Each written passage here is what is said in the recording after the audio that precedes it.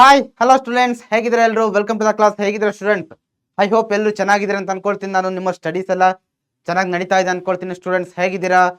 So ನೋಡಿ, ಇವತ್ತಿನ ಕ್ಲಾಸಲ್ಲಿ ನಾವು ಏನನ್ನ ಡಿಸ್ಕಷನ್ ಮಾಡ್ತಾ ಇದೀವಪ್ಪ ಅಂತಂದ್ರೆ ಕ್ಲಾಸ್ 9ಗೆ ಸಂಬಂಧಪಟ್ಟಂತೆ ವೆರಿ ಇಂಪಾರ್ಟೆಂಟ್ ಕ್ವಶನ್ಸ್ ಅಂಡ್ ಆನ್ಸರ್ಸ್ನ ನಾವು ಡಿಸ್ಕಷನ್ ಮಾಡ್ತಾ ಇದ್ದೀವಿ. ಯಾವುದಕ್ಕೆ ಸಂಬಂಧಪಟ್ಟ, ಯಾವ ಕ್ಲಾಸಿಗೆ ಸಂಬಂಧಪಟ್ಟಂತ ಹೇಳಿ ಸೊ ನಿಮಗೆ ನೋಡ್ಬಿಟ್ಟು ಇಲ್ಲಿ ಗೊತ್ತಿರುತ್ತೆ. ಕ್ಲಾಸ್ 9 9ನೇ ತರಗತಿಯ ಸಂಬಂಧಪಟ್ಟಂತೆ ಎಂಟೈರ್ ಒಂದು ಸೋಷಿಯಲ್ ಸೈನ್ಸ್ ಇಂದ ಬರ್ಬೋದಾದಂಥ ಇಂಪಾರ್ಟೆಂಟ್ ಕ್ವಶನ್ ಪ್ಲಸ್ ಆನ್ಸರ್ನ ನಾವು ಡಿಸ್ಕಷನ್ ಮಾಡ್ತಾ ಹೋಗ್ತೀವಿ. ಓಕೆ, ಸೊ ಲಾಸ್ಟ್ ಕ್ಲಾಸಲ್ಲಿ ನಾವು ಏನು ಮಾಡಿದ್ದೆ, ಜಸ್ಟ್ ಕ್ವಶನ್ಸ್ ಅಷ್ಟೇ ಕೊಟ್ಟಿದ್ದೆ ನಾನು.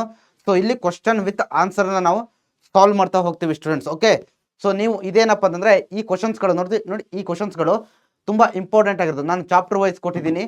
ಸೊ ಲೈಕ್ ಲಾಸ್ಟ್ ವಿಡಿಯೋದಲ್ಲಿ ಯಾವ ರೀತಿ ನಾನು ಬರೀ ಕ್ವಶನ್ಸ್ ಕೊಟ್ಟಿದ್ದೆ ಚಾಪ್ಟರ್ ವೈಸು, ಇಲ್ಲೂ ಅದೇ ರೀತಿ ಎಲ್ಲ ಕ್ವಶನ್ಸ್ಗಳಿಗೂ ಆನ್ಸರ್ ಕೊಡ್ತಕ್ಕಂಥ ಒಂದು ಪ್ರಯತ್ನವನ್ನು ಮಾಡಿದ್ದೀನಿ. ಓಕೆ, ಸೊ ಸ್ಟಾರ್ಟ್ ಮಾಡ್ತಾ ಹೋಗೋಣ ಹಾಗಾದ್ರೆ. ಸೊ ನೀವು ರೆಡಿ ಇದ್ದೀರಲ್ವಾ? ಸೊ ನೀವು ಕೂಡ ಕಮೆಂಟ್ ಸೆಕ್ಷನ್ ಅಲ್ಲಿ ಇಲ್ಲಿ ನಾನು ಯಾವ್ದಾವ್ದು ಆನ್ಸರ್ನ ತಿಳಿಸ್ತಾ ಹೋಗ್ತೀನೋ ಅದಕ್ಕೆ ನೀವು ಕೂಡ ಕಮೆಂಟಿನ ಕೆಲವೊಂದು ಒನ್ ವರ್ಡ್ ಆನ್ಸರ್ ಇದ್ದಾಗ ಚಿಕ್ಕದಕ್ಕೆ ನೀವು ಕೂಡ ಕಮೆಂಟಿನ ಆನ್ಸರ್ ಅಲ್ಲಿ ತಿಳಿಸ್ತಾ ಹೋಗ್ಬೋದು. ಓಕೆ, ಸೊ ಆಮೇಲೆ ವೆರಿ ಇಂಪಾರ್ಟೆಂಟು, ನಿಮಗೆ ಏನು ಲಾಸ್ಟ್ ಆ ರೀತಿ ಇಂಪಾರ್ಟೆಂಟ್ ಕ್ವಶನ್ಸ್ ಇನ್ನೂ ಜಾಸ್ತಿ ಬೇಕು ಅಂತಂದ್ರೆ ಕ್ಲಾಸ್ 9ಗೆ ಸಂಬಂಧಪಟ್ಟಂತೆ ಜಾಸ್ತಿ ಇಂಪಾರ್ಟೆಂಟ್ ಕ್ವಶನ್ಸ್ ಬೇಕು ಅಥವಾ ಇನ್ನೊಂದೇನೋ ಟಿಪ್ಸ್ ಬೇಕು, ಟ್ರಿಕ್ಸ್ ಬೇಕು, ಅದೇನೇ ಬೇಕಂದ್ರೆ ನೀವು ಕಮೆಂಟ್ ಸೆಕ್ಷನ್ ಅಲ್ಲಿ ಹಾಕ್ತಾ ಹೋಗ್ಬೋದು. ಮತ್ತೆ ವಾಟ್ಸಪ್ ಚಾನಲ್ಗೆ ಜಾಯ್ನ್ ಆಗಿಯಪ್ಪ. ನಮ್ದು ವಾಟ್ಸಪ್ ಚಾನಲ್ ಲಿಂಕ್ ನಿಮಗೆ ವಿಡಿಯೋದ ಡಿಸ್ಕ್ರಿಪ್ಷನ್ ಅಲ್ಲಿ ಸಿಗ್ತಾ ಹೋಗುತ್ತೆ. ಓಕೆ, ವಿಡಿಯೋದ ಡಿಸ್ಕ್ರಿಪ್ಷನ್ ಅಲ್ಲಿ ಸಿಗುತ್ತೆ. ಮತ್ತೆ ಯೂಟ್ಯೂಬ್ ಚಾನಲ್ನ ಬಯೋದಲ್ಲೂ ಕೂಡ ವಾಟ್ಸಪ್ ಚಾನಲ್ ಲಿಂಕ್ ಇದೆ. ನೀವು ಅಲ್ಲಿ ಜಾಯ್ನ್ ಆಗೋದ್ರಿಂದ ನಿಮ್ಗೆ ಏನಾಗುತ್ತಪ್ಪ ಅಂದ್ರೆ ಇಂಪಾರ್ಟೆಂಟ್ ಕ್ವಶನ್ಸು, ಎಕ್ಸಾಮ್ಗೆ ಹೆಲ್ಪ್ ಆಗ್ತಕ್ಕಂಥ ಎಲ್ಲ ಅಂಶಗಳು ಅಲ್ಲಿ ನಿಮಗೆ ಸಿಗ್ತಾ ಹೋಗುತ್ತೆ. So clear?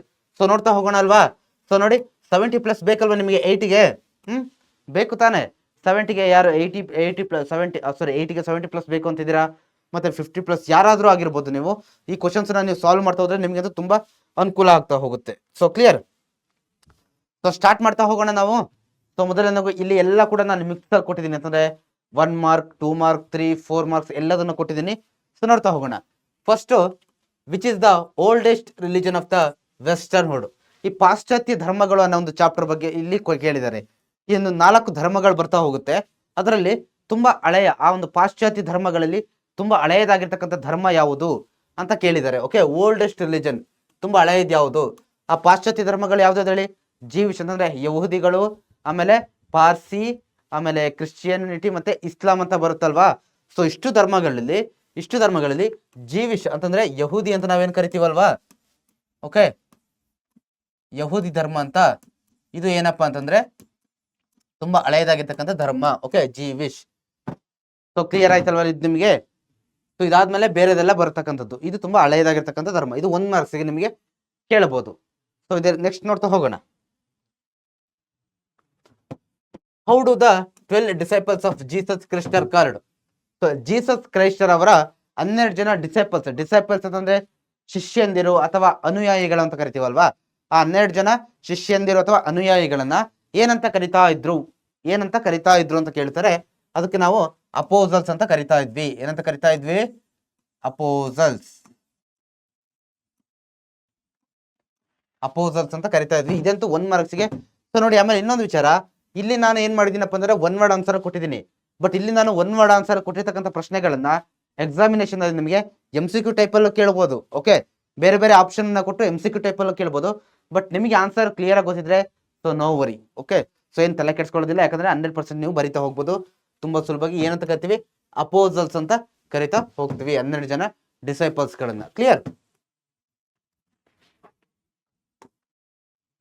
Then write a short note on the life of prophet Muhammad ಅವರ ಜೀವನಕ್ಕೆ ಸಂಬಂಧಪಟ್ಟಂತೆ ಒಂದು ಶಾರ್ಟ್ ನೋಟ್ ಅನ್ನ ಬರೀ ಅಂತ ಕೇಳಿದ್ದಾರೆ.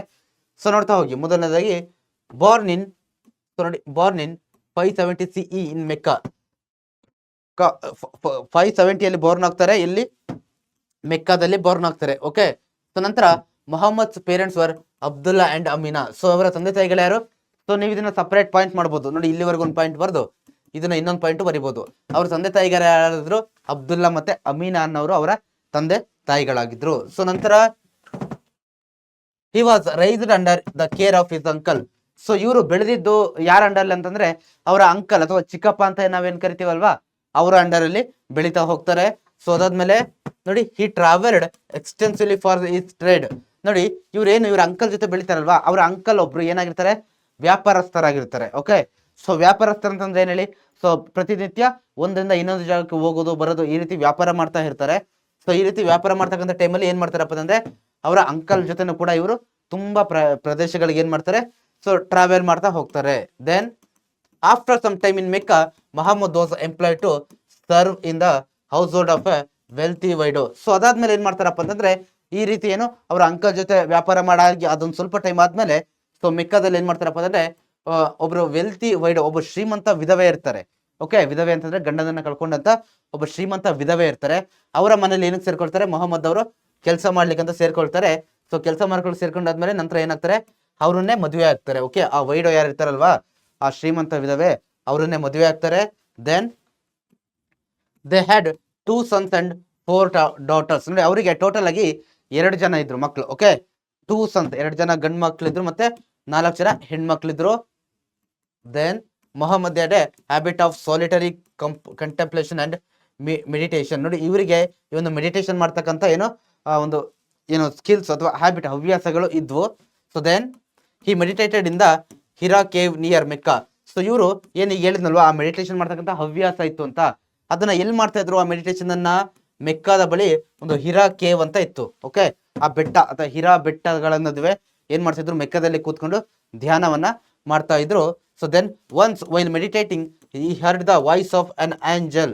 ಸೊ ಇದೇ ರೀತಿ ಒಮ್ಮೆ ಇವ್ರು ಏನ್ ಮಾಡ್ಬೇಕು, ಆ ಮೆಡಿಟೇಷನ್ ಮಾಡ್ಬೇಕಾದ್ರೆ ಏನ್ ಮಾಡ್ತಾರಪ್ಪ ಅಂತಂದ್ರೆ ಒಂದು ಏಂಜಲ್ ಅಂತಂದ್ರೆ ಏನಂತ ಹೇಳ್ತೀವಿ, ಒಂದು ದೇವರ ಒಂದು ಪ್ರತಿನಿಧಿ ಅಂತ ನಾವೇನ್ ಕರಿತೀವಲ್ವಾ, ಏಂಜಲ್ಸ್ ಅಂತ, ಅವರ ಒಂದು ವಾಯ್ಸ್ ಇವ್ರಿಗೆ ಬರ್ತಾ ಹೋಗುತ್ತೆ. ಸೊ ಅದಾದ್ಮೇಲೆ ಆ ಏಂಜಲ್ ಏನಂತ ಡಿಕ್ಲೇರ್ ಮಾಡ್ತಾರೆ ಅಂದ್ರೆ Muhammad as the Allah's prophet. Muhammad ಅವರು ಅಲ್ಲಾ ಅವರ ಪ್ರೊಫೆಟ್, ಪ್ರವಾದಿ ಅಂತಂದ್ರೆ ದೇವರ ವಿಚಾರಗಳನ್ನ ಜನಗಳಿಗೆ ತಿಳಿಸ್ತಕ್ಕಂಥ ವ್ಯಕ್ತಿಯನ್ನ ನಾವು ಪ್ರೊಫೆಟ್ ಅಥವಾ ಪ್ರವಾದಿ ಅಂತ ಕರಿತೀವಿ. ಸೊ ಅದೇ ರೀತಿ ಏಂಜಲ್ ಏನ್ ಹೇಳ್ತಾರಪ್ಪ ಅಂದ್ರೆ ಮೊಹಮ್ಮದ್ ಅವರು ಅಲ್ಲಾನ ಪ್ರವಾದಿ. ಅಲ್ಲಾ ಅಂತಂದ್ರೆ ಅವರ ಮುಸಲ್ಮಾನರ ಒಂದು ದೇವರು ಅಂತ ಏನಿರುತ್ತಲ್ವಾ, ಮೇನ್ ದೇವರು, ಆ ಒಂದು ದೇವರ ಒಂದು ಪ್ರವಾದಿ ಅಂತ ಹೇಳ್ತಾರೆ. ದೆನ್ ಈ conveyed the divine truth as he received. So ನಂತರ ಇದನ್ನ ಏನ್ ಮಾಡ್ತಾರೆ, ಇವ್ರು ಏನು ಏಂಜಲ್ ಇಂದ ಏನ್ ಪಡ್ಕೊಂಡಿದ್ರು ಅದನ್ನ ಹೋಗ್ಬಿಟ್ಟು ಇವರ ಫ್ಯಾಮಿಲಿ ಮೆಂಬರ್ಸ್ಗೆ, ಫ್ರೆಂಡ್ಸ್ಗೆಲ್ಲ ಹೇಳ್ಬಿಟ್ಟು ಏನ್ ಮಾಡ್ತಾರೆ, ಕನ್ವೆ ಮಾಡ್ತಾರೆ. Then his followers compiled these teachings into the Quran, the holy book of Islam. So ನೋಡಿ, ಇದನ್ನ ಏನಾಯ್ತು ಈ ರೀತಿ, ಆಮೇಲೆ ಈ ಒಂದು ಮೊಹಮ್ಮದ್ ಅವರ ವಿಚಾರಗಳನ್ನ ಒಂದು ಬುಕ್ಸ್ ಅಲ್ಲಿ ಬರೋದಲ್ವಾ, ಆ ಬುಕ್ಸ್ ಯಾವ್ದಂತ ಕರಿತೀವಿ ನಾವು, ಕುರಾನ್ ಅಂತ ಕರಿತೀವಿ, ಮುಸಲ್ಮಾನರ ಪವಿತ್ರ ಗ್ರಂಥ ಕುರಾನ್. ದೆನ್ ಓಕೆ, ಸೊ ಇದೇನಾಗಿದೆ, ಮುಸಲ್ಮಾನರ ಪವಿತ್ರ ಗ್ರಂಥ, ಇಸ್ಲಾಂನ ಪವಿತ್ರ ಗ್ರಂಥ ಆಗಿದೆ. ಸೊ ದೆನ್ ಏನಾಗಿದೆ, the traditional community in Mecca began to opposing the prophet. But ಏನ್ ಮಾಡ್ತಾರಪ್ಪ ಅಂತಂದ್ರೆ, ಸೊ ಈ ರೀತಿ ಮಾಡಿದಂಥ ಟೈಮಲ್ಲಿ ಸೊ ಅವ್ರನ್ನ ಅಲ್ಲಿ ಇದ್ದಂಥ ಆ ಮೆಕ್ಕಾದಲ್ಲಿ ಇದ್ದಂಥ ಕೆಲವೊಂದು ಸಂಪ್ರದಾಯಸ್ಥ ಕುಟುಂಬಗಳು, ವರ್ಗಗಳು ಏನ್ ಮಾಡ್ತಾರೆ, ವಿರೋಧ ಮಾಡ್ತಾ ಹೋಗ್ತಾರೆ. ಯಾರನ್ನ, ಮೊಹಮ್ಮದ್ ಅವರನ್ನ. ಸೊ ಫೈನಲ್ ಆಗಿ ದೆನ್ ಏನಾಗುತ್ತೆ ನಂತರ ಅಂತಂದ್ರೆ, ಇನ್ನು 1622 he migrated from Mecca to Medina.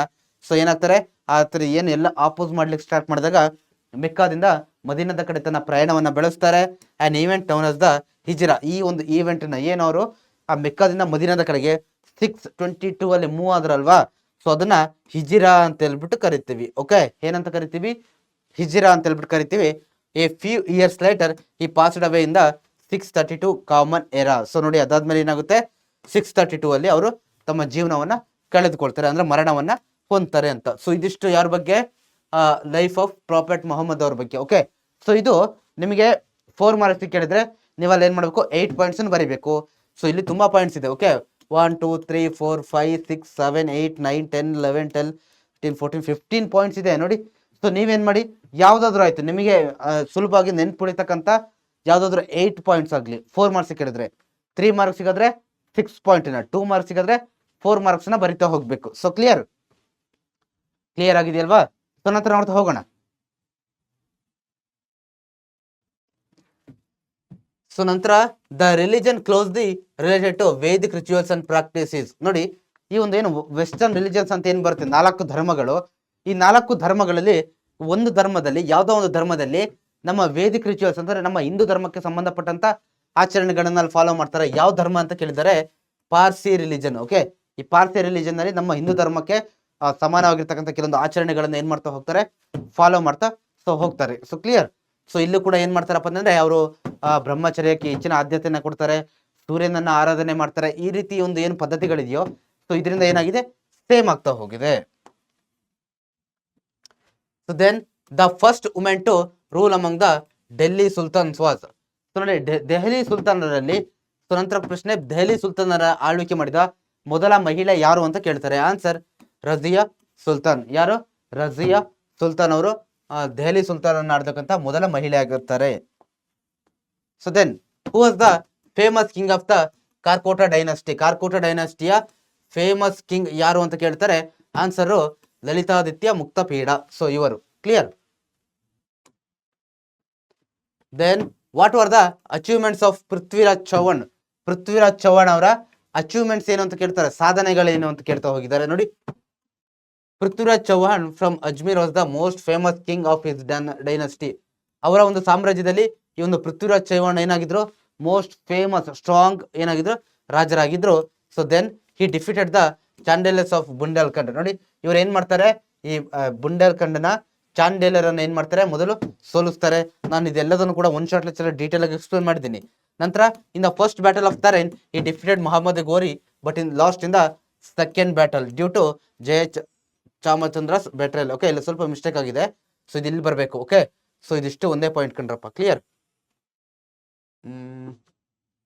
So ನೋಡಿ ಇಷ್ಟು ಕೂಡ ಒಂದೇ ಪಾಯಿಂಟು. ಸೊ ಏನ್ ಮಾಡ್ತಾನೆ, ಪೃಥ್ವಿರಾಜ್ ಚೌಹಾಣ್ ಮೊಹಮ್ಮದ್ ಗೋರಿಯನ್ನ, ಓಕೆ, ಮೊಹಮ್ಮದ್ ಗೋರಿಯನ್ನ ಎಲ್ಲಿ ಸೋಲಿಸ್ತಾನೆ, ಫಸ್ಟ್ ಬ್ಯಾಟಲ್ ಆಫ್ ತರೈನ್ ಇಲ್ಲಿ ಸೋಲಿಸ್ತಾನೆ. ಓಕೆ, ಇಲ್ಲಿ ಸೋಲಿಸ್ತಾನೆ. ಬಟ್ ಎರಡನೇ ಬ್ಯಾಟಲ್ ಆಫ್ ತರೈನ್ ನಲ್ಲಿ ಏನಾಗ್ತಾರೆ, ಸೋಲ್ತಾನೆ. ಸೊ ಕಾರಣ ಆ ಜಯಚಂದ್ರಸ್ ಇದ್ನಲ್ವಾ, ಅವ್ನು ಮಾಡಿದಂತ ಕೆಲವೊಂದು ಮೋಸದಿಂದ. ಓಕೆ, ಜಯಚಂದ್ರಸ್ ಆಕ್ಚುಲಿ ಪೃಥ್ವಿರಾಜ್ ಚೌಹಾಣ್ ಕಡೆನೇ ಇರ್ತಾನೆ, ಬಟ್ ಅವ್ನು ಮಾಡಿದಂತ ಕೆಲವೊಂದು ಮೋಸದಿಂದ ಏನಾಗುತ್ತಪ್ಪ ಅಂತಂದ್ರೆ ಸೋತೋಗ್ತಾನೆ. ದೆನ್ ಇದರ ಪರಿಣಾಮವಾಗಿ ಏನಾಗುತ್ತೆ, next point, as a result his capital Delhi fell into Muhammad Ghori. ಯಾವಾಗ ಅವನು ಸೆಕೆಂಡ್ ಬ್ಯಾಟಲ್ ಆಫ್ ತರೈನ್ ನಲ್ಲಿ ಸೋಲ್ತಾನೋ ಅವಾಗ ಅವನ ಏನಾಗುತ್ತೆ, ಕ್ಯಾಪಿಟಲ್ ಅಥವಾ ರಾಜಧಾನಿ ಅಂತ ಏನಿರ್ತಲ್ವಾ, ಆ ರಾಜಧಾನಿ ಯಾರ ಅಂಡರ್ಗೆ ಹೋಗುತ್ತೆ, ಮಹಮ್ಮದ್ ಗೋರಿ ಅಂಡರ್ಗೆ ಹೋಗುತ್ತೆ. So then Prithviraj Chauhan was renowned for his courage and bravery as described in the Hindi epic Prithviraj Raso. ನೋಡಿ ಈ ಒಂದು ಪೃಥ್ವಿರಾಜ ಚೌಹಾಣನ ಒಂದು ಏನೋ ಆ ಧೈರ್ಯ ಶೌರ್ಯಕ್ಕೆ ಎಲ್ಲ ಒಂದು ಹೆಸರಾಗಿದ್ನಲ್ವಾ, ಅದಕ್ಕೋಸ್ಕರ ಅವನನ್ನ ಏನ್ ಮಾಡ್ತಾನಪ್ಪ ಅಂತಂದ್ರೆ ನೋಡಿ, ಆ ಒಂದು ಹಿಂದಿ ಎಪಿಕ್ ಅಲ್ಲಿ ಏನಂತ ಕರೀತಾರಪ್ಪ ಅಂತಂದ್ರೆ, ಹಿಂದಿ ಟೆಕ್ಸ್ಟ್ ಅಲ್ಲಿ ಪೃಥ್ವಿರಾಜಸು ಎಂಬ ಅಂತಕ್ಕಂಥ ಒಂದು ಟೈಟಲ್ ಇಂದ ಕೂಡ ಅವನನ್ನ ಕರಿತಾ ಹೋಗ್ತಾನೆ. ಸೊ ಅದಾದ್ಮೇಲೆ ಅವನೇ ತೆಗೆದುಕೊಂಡಂತ ಕೆಲವೊಂದು ರಾಂಗ್ ಡಿಸಿಷನ್ಸ್ ಇಂದ ಏನಾಗುತ್ತೆ, ಅವನ ಸಾಮ್ರಾಜ್ಯ ಪತನ ಆಗ್ತಾ ಹೋಗುತ್ತೆ. So clear? ಅವನೇ ತಗೊಂಡಿರ್ತಾನೆ ಕೆಲವೊಂದು ಬ್ಯಾಡ್ ಡಿಸಿಷನ್ಸ್, ಅದರಿಂದ ಅವನಿಗೆ ಅದು ನೆಗೆಟಿವ್ ಆಗಿ ಇಂಪ್ಯಾಕ್ಟ್ ಆಗಿ ಏನಾಗುತ್ತೆ, ತುಂಬಾ ಲಾಸ್ ಆಗ್ತಾ ಹೋಗುತ್ತೆ, ಅವನತಿಯನ್ನು ಕಾಣ್ತಾರೆ ಅವನ ಸಾಮ್ರಾಜ್ಯದವರು. So clear? ಇದು ಪೃಥ್ವಿರಾಜ ಚೌಹಾಣನ ಏನು ಅಚೀವ್ಮೆಂಟ್ಸ್ ಬಗ್ಗೆ. Then give historical references about Lalitaditya Muktapida. ಇವನ ಬಗ್ಗೆ, ಲಲಿತಾದಿತ್ಯ ಮುಕ್ತಪೀಡನ ಬಗ್ಗೆ ಏನ್ ಮಾಡಿ ಅಂತ ಕೇಳಿದಾರಪ್ಪ ಅಂದ್ರೆ, ಒಂದು ಹಿಸ್ಟೋರಿಕಲ್ ರೆಫರೆನ್ಸ್ ಅನ್ನ ಡೀಟೇಲ್ ಆಗಿ ಬರೀರಿ ಅಂತ ಕೇಳಿದ್ದಾರೆ.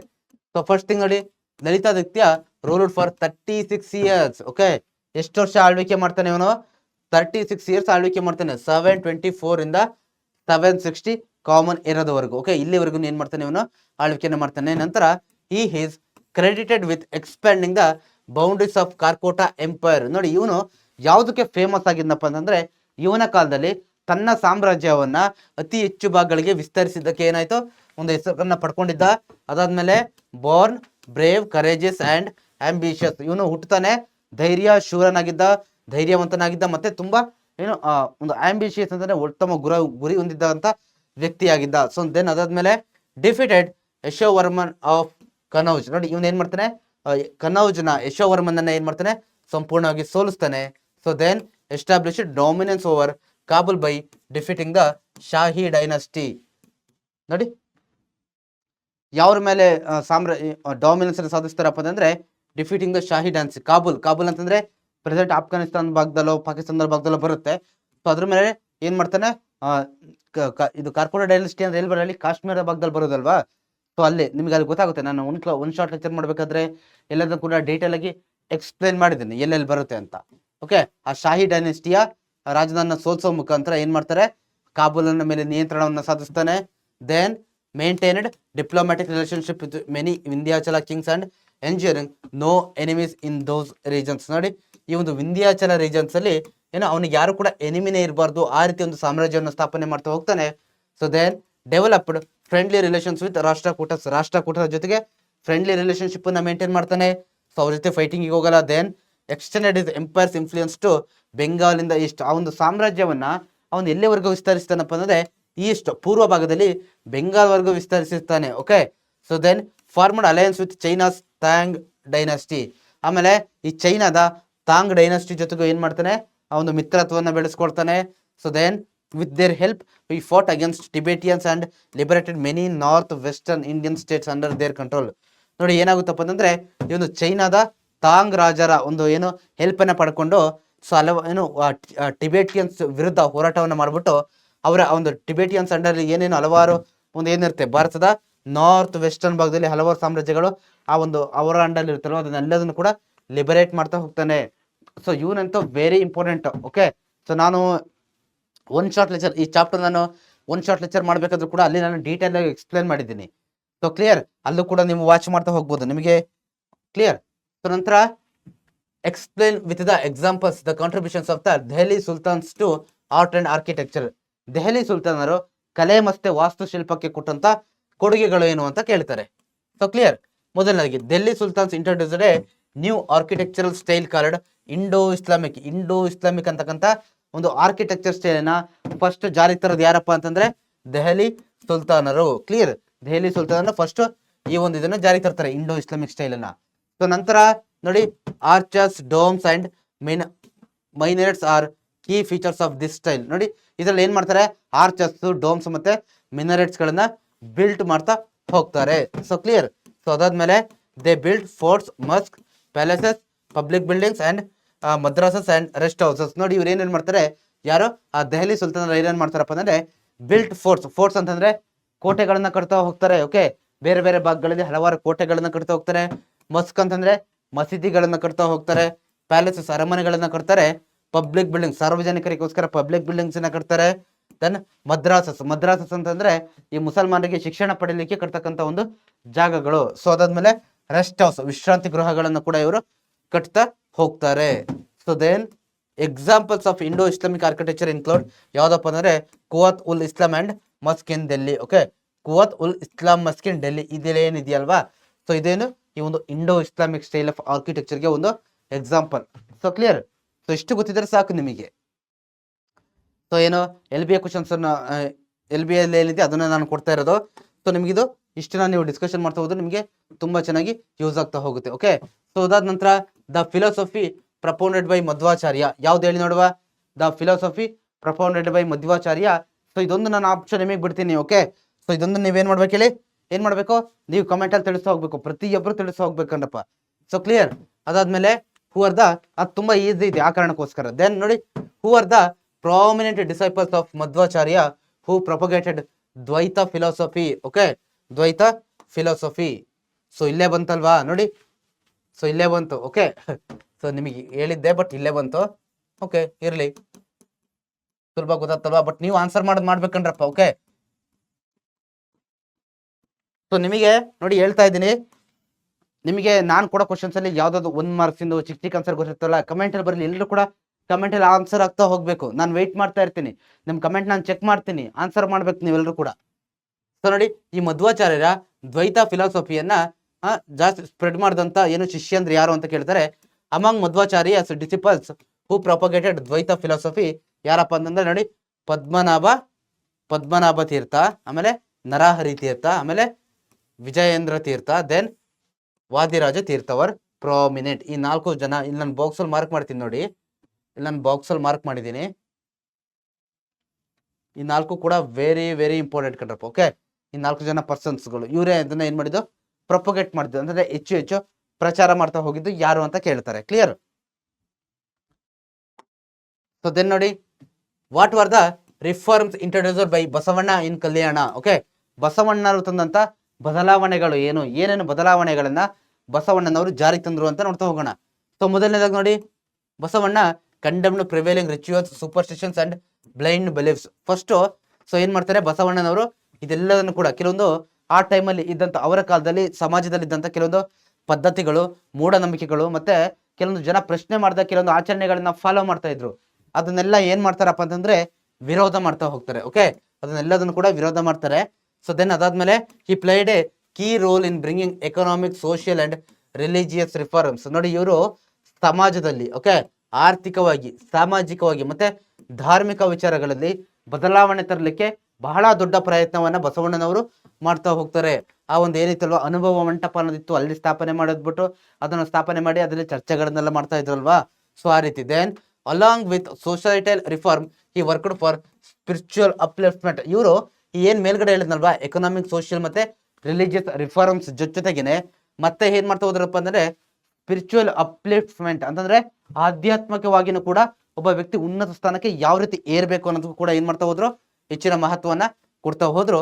Then Basavanna introduced the concept of body as a temple and knowledge as the guru. Okay advocating the idea of one God in the form of Ishtalinga. ನೋಡಿ ಇದಿಷ್ಟು ಓಕೆ ಸಾರಿ ಸೊ ಇದಿಷ್ಟು ನೋಡಿ ಇದಿಷ್ಟು ಕೂಡ ಏನಪ್ಪಾ ಅಂತಂದ್ರೆ ಒಂದೇ ಪಾಯಿಂಟು. ಕ್ಲಿಯರ್ ನೋಡಿ ಬಸವಣ್ಣನವರು ಏನ್ ಮಾಡ್ತಾರಪ್ಪ ಅಂದ್ರೆ ಇಂಟ್ರೊಡ್ಯೂಸ್ ಮಾಡ್ತಾ ಹೋಗ್ತಾರೆ ಕಣ್ರಪ್ಪ. ಓಕೆ ಸೊ ಏನನ್ನ ಇಂಟ್ರೊಡ್ಯೂಸ್ ಮಾಡ್ತಾರಪ್ಪ ಅಂದ್ರೆ ಇಷ್ಟಲಿಂಗ. ಓಕೆ ನಮ್ಮ ದೇಹವೇ ದೇವಾಲಯವಯ್ಯ ಅಂತ ಒಂದು ಏನು ವಚನ ಇದೆ, ನೀವು ಕೇಳಿದ್ದೀರಲ್ವಾ, ದೇಹವೇ ದೇವಾಲಯ ಅಂತ ಏನು ಅವ್ರೊಂದು ಹೇಳ್ತಾ ಹೋದ್ರಲ್ವಾ, ಆ ಮುಖಾಂತರ ತಿಳಿಸ್ತಾ ಹೋಗ್ತಾರೆ. ಮತ್ತೆ ನಾಲೆಡ್ಜು ಕೂಡ ಹೆಚ್ಚಿನ ಒಂದು ಇಂಪಾರ್ಟೆನ್ಸ್ ಕೊಡ್ತಾ ಹೋಗ್ತಾರೆ. ಇಷ್ಟಲಿಂಗ ಪೂಜೆ ಮಾಡಿ ಅನ್ನೋದನ್ನ ಇವರು ಜಾಸ್ತಿ ಏನ್ ಮಾಡ್ತಾರೆ, ಪ್ರಚಾರ ಮಾಡ್ತಾ ಹೋಗ್ತಾರೆ. So clear. Then introduced concept like kayaka, work, dasoha, charity and ishtalinga. ಈ ಮೂರು ವಿಚಾರಗಳು ಇದಂತೂ ವೆರಿ ವೆರಿ ಇಂಪಾರ್ಟೆಂಟ್. ಸೊ ಇದಂತೂ ಮಾರ್ಕ್ ಮಾಡ್ಕೊಳ್ಳಿ, ಇದಂತೂ ಮಿಸ್ ಮಾಡ್ಲೇಬಾರ್ದು ಬಸವಣ್ಣನವರು ಅಂತ ಬಂದಾಗ. ಕಾಯಕವೇ ಕೈಲಾಸ ಕೇಳಿದಿರಲ್ವಾ, ತಾನು ಮಾಡ್ತಕ್ಕಂಥ ಕೆಲಸದಲ್ಲೇ ಏನ್ ನೋಡಬೇಕು, ಕೈಲಾಸವನ್ನ ಕಾಣಬೇಕು ಅಂತ ಹೇಳ್ತಾರೆ. ದೆನ್ ದಾಸೋಹ ಅಂತಂದ್ರೆ ಅನ್ನದಾಸೋಹ ಆಗಿರ್ಬೋದು ಅಥವಾ ಬೇರೆ ಬೇರೆ ಎಜುಕೇಶನ್ ದಾಸೋಹ ಅಂದ್ರೆ ಹೆಲ್ಪ್ ಮಾಡ್ತಕ್ಕಂಥದ್ದು ಬಡವರಿಗೆ. ಓಕೆ ಸೊ ಅದಾದ್ಮೇಲೆ ಇಷ್ಟಲಿಂಗ, ಈ ಮೂರು ವಿಚಾರಗಳನ್ನ ಜಾರಿಗೆ ತರ್ತಾರೆ. ಸೊ ಅದಾದ್ಮೇಲೆ ಏನಾಗುತ್ತಪ್ಪ ಅಂತಂದ್ರೆ ನೋಡಿ, he declared the eternal perishes, the transient endures and the body is the abode of Shiva. Okay kayaka is Kailasa ಅಂತ ಹೇಳ್ಬಿಟ್ಟು ಹೇಳ್ತಾ ಹೋಗ್ತಾರೆ. So clear. Then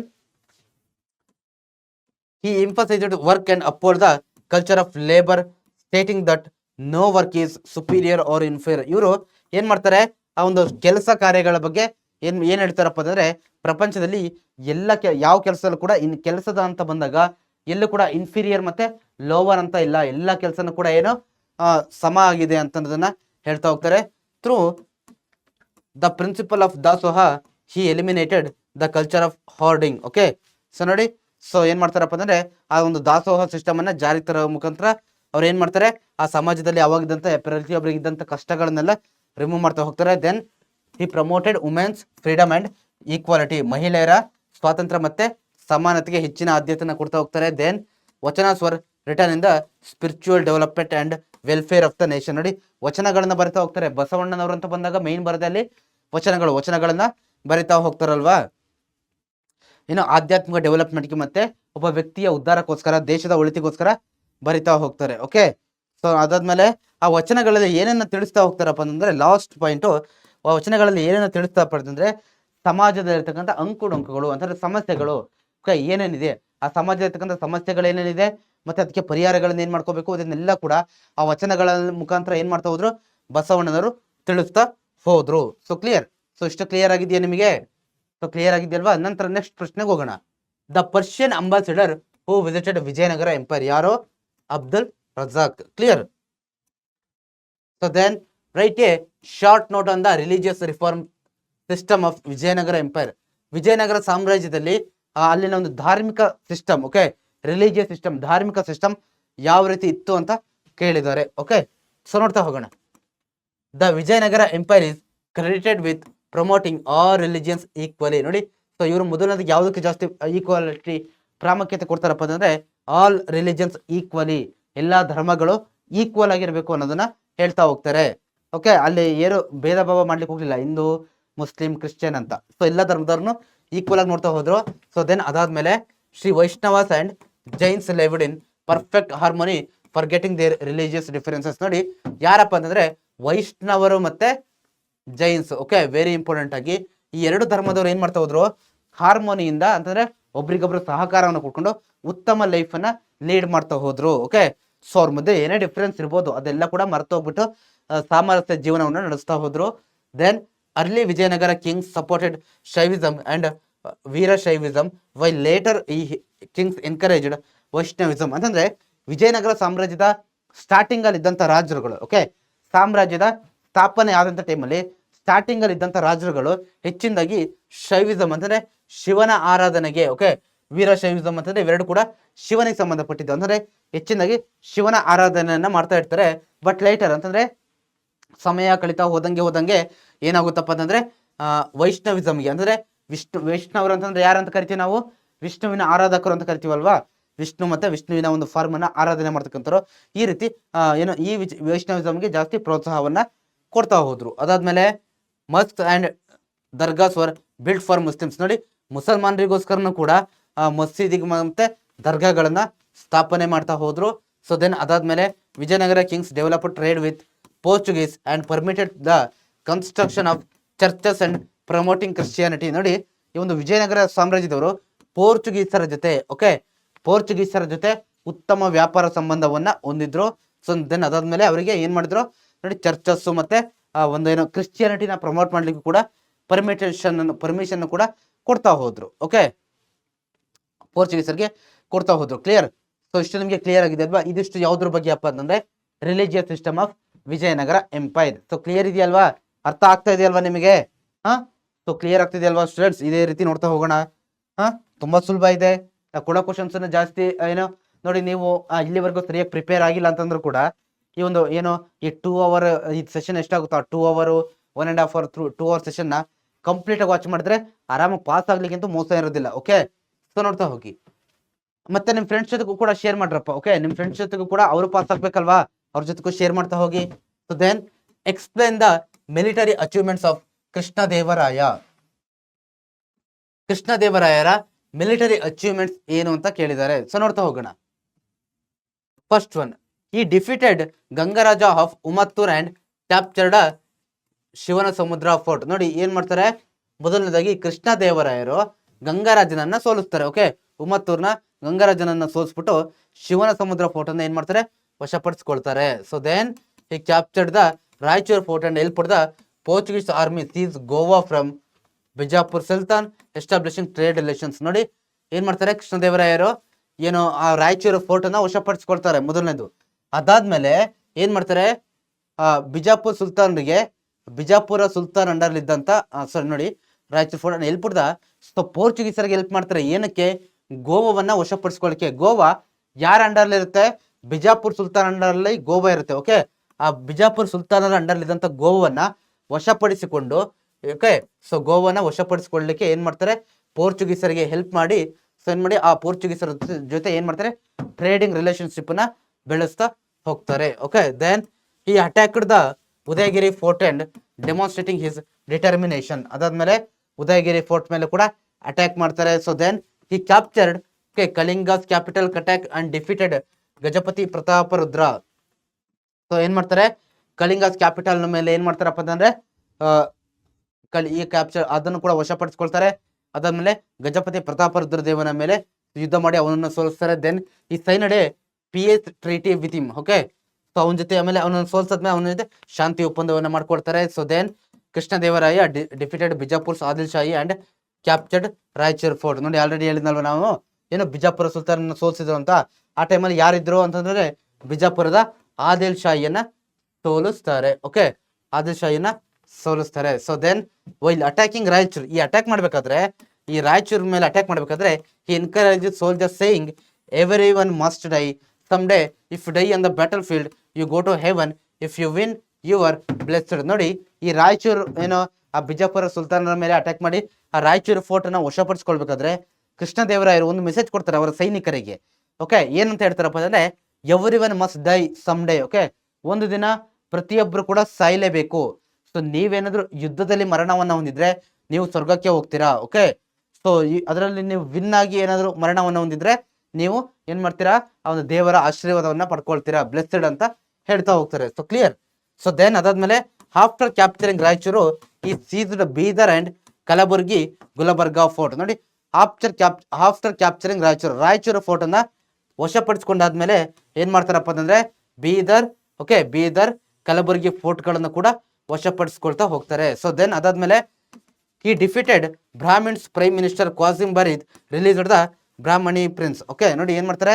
so sorry Bahmani prime minister ಇದ್ನಲ್ವಾ ಕಾಸಿಂ ಬರೀದ್, ಅವನನ್ನು ಕೂಡ ಸೋಲಿಸ್ತಾರೆ. ಆಮೇಲೆ released the Bahmani prince imprisoned the prime minister in Bidar. Okay, so ಏನು ಅವನನ್ನು ವಶಪಡಿಸ್ಕೊಂಡಿದ್ದಾರೆ, ಜೈಲಿಗೆ ಹಾಕಿರ್ತಾನಲ್ವಾ, ಅವನನ್ನು ಏನ್ ಮಾಡ್ತಾನಪ್ಪ ಅಂದ್ರೆ ರಿಲೀಸ್ ಮಾಡ್ತಾನೆ. ಓಕೆ, ಜೈಲಿಂದ ರಿಲೀಸ್ ಮಾಡ್ತಾರೆ. Then and placed him on the Bahmani throne. Okay, then earning the title Yavana Rajya Pratishthapanacharya ಅಂತಕ್ಕಂಥ ಒಂದು ಟೈಟಲ್ ಅನ್ನು ಕೂಡ ಏನ್ ಮಾಡ್ತಾರೆ, ಕೃಷ್ಣದೇವರಾಯರು ಪಡ್ಕೊಳ್ತಾ ಹೋಗ್ತಾರೆ. ಇದಿಷ್ಟು ಕೃಷ್ಣದೇವರಾಯರ ಬಗ್ಗೆ. ಸೊ ಏನೊಂದು ಸಾಧನೆಗಳನ್ನ ಅವರು ಮಾಡಿದ್ರು ಅಂತ. ಸೊ ನೀವು ಇದೇ ರೀತಿ ಪಾಯಿಂಟ್ ವೈಸ್ ಅಲ್ಲಿ ಬರಿತಾ ಹೋಗ್ಬೇಕು. ಸೊ ಅದಾದ್ಮೇಲೆ the one who called as the architect of Indian constitution is. Okay, ಸಂವಿಧಾನ ಶಿಲ್ಪಿ ಅಂತ ನಾವ್ ಯಾರನ್ನ ಕರಿತೀವಿ ಹೇಳಿ ನೋಡುವ, ಬೇಗ ಕಮೆಂಟ್ ಸೆಕ್ಷನ್ ಅಲ್ಲಿ ತಿಳಿಸಿ, ಬೇಗ ಯಾರನ್ನ ಕರಿತೀವಿ ಹೇಳಿ. ಸೊ ಇದನ್ನು ಎಲ್ರಿಗೂ ಕೂಡ ಗೊತ್ತಿರುತ್ತೆ. ಯಾರಲ್ಲಿ? ಡಾಕ್ಟರ್ ಬಿ ಆರ್ ಅಂಬೇಡ್ಕರ್ ಅಲ್ವಾ? Doctor B R Ambedkar, doctor B R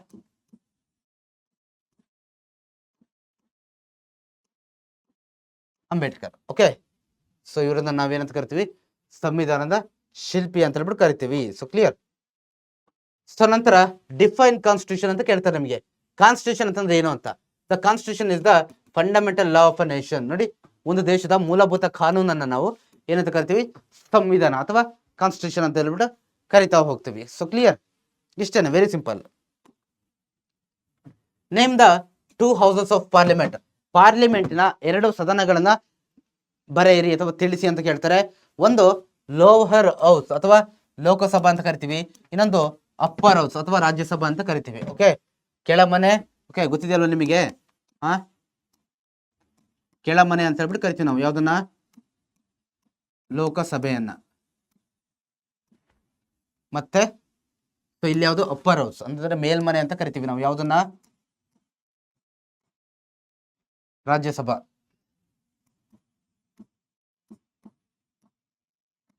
ರಾಜ್ಯಸಭೆಯನ್ನ.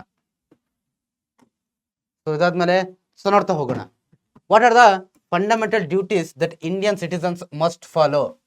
ನೋಡಿ, ಪ್ರತಿಯೊಬ್ಬ ಭಾರತೀಯರು ಫಾಲೋ ಮಾಡಲೇಬೇಕಾದಂತ ಏನು ಫಂಡಮೆಂಟಲ್ ಡ್ಯೂಟೀಸ್, ಮೂಲಭೂತ ಕರ್ತವ್ಯಗಳು ಏನು ಅಂತ ಕೇಳಿದ್ದಾರೆ. ಓಕೆ, ಸೊ ನಾವು ಫಾಲೋ ಮಾಡಬೇಕು, ನಾನು ಫಾಲೋ ಮಾಡಬೇಕು, ನೀವು ಫಾಲೋ ಮಾಡ್ಬೇಕಲ್ವಾ, ಅದೇನು ಅಂತ ನೋಡ್ತಾ ಹೋಗೋಣ. ಮೊದಲನೇದಾಗಿ ರೆಸ್ಪೆಕ್ಟ್ ದ ಕಾನ್ಸ್ಟಿಟ್ಯೂಷನ್, ಸಂವಿಧಾನಕ್ಕೆ ಗೌರವನ ಕೊಡಬೇಕು.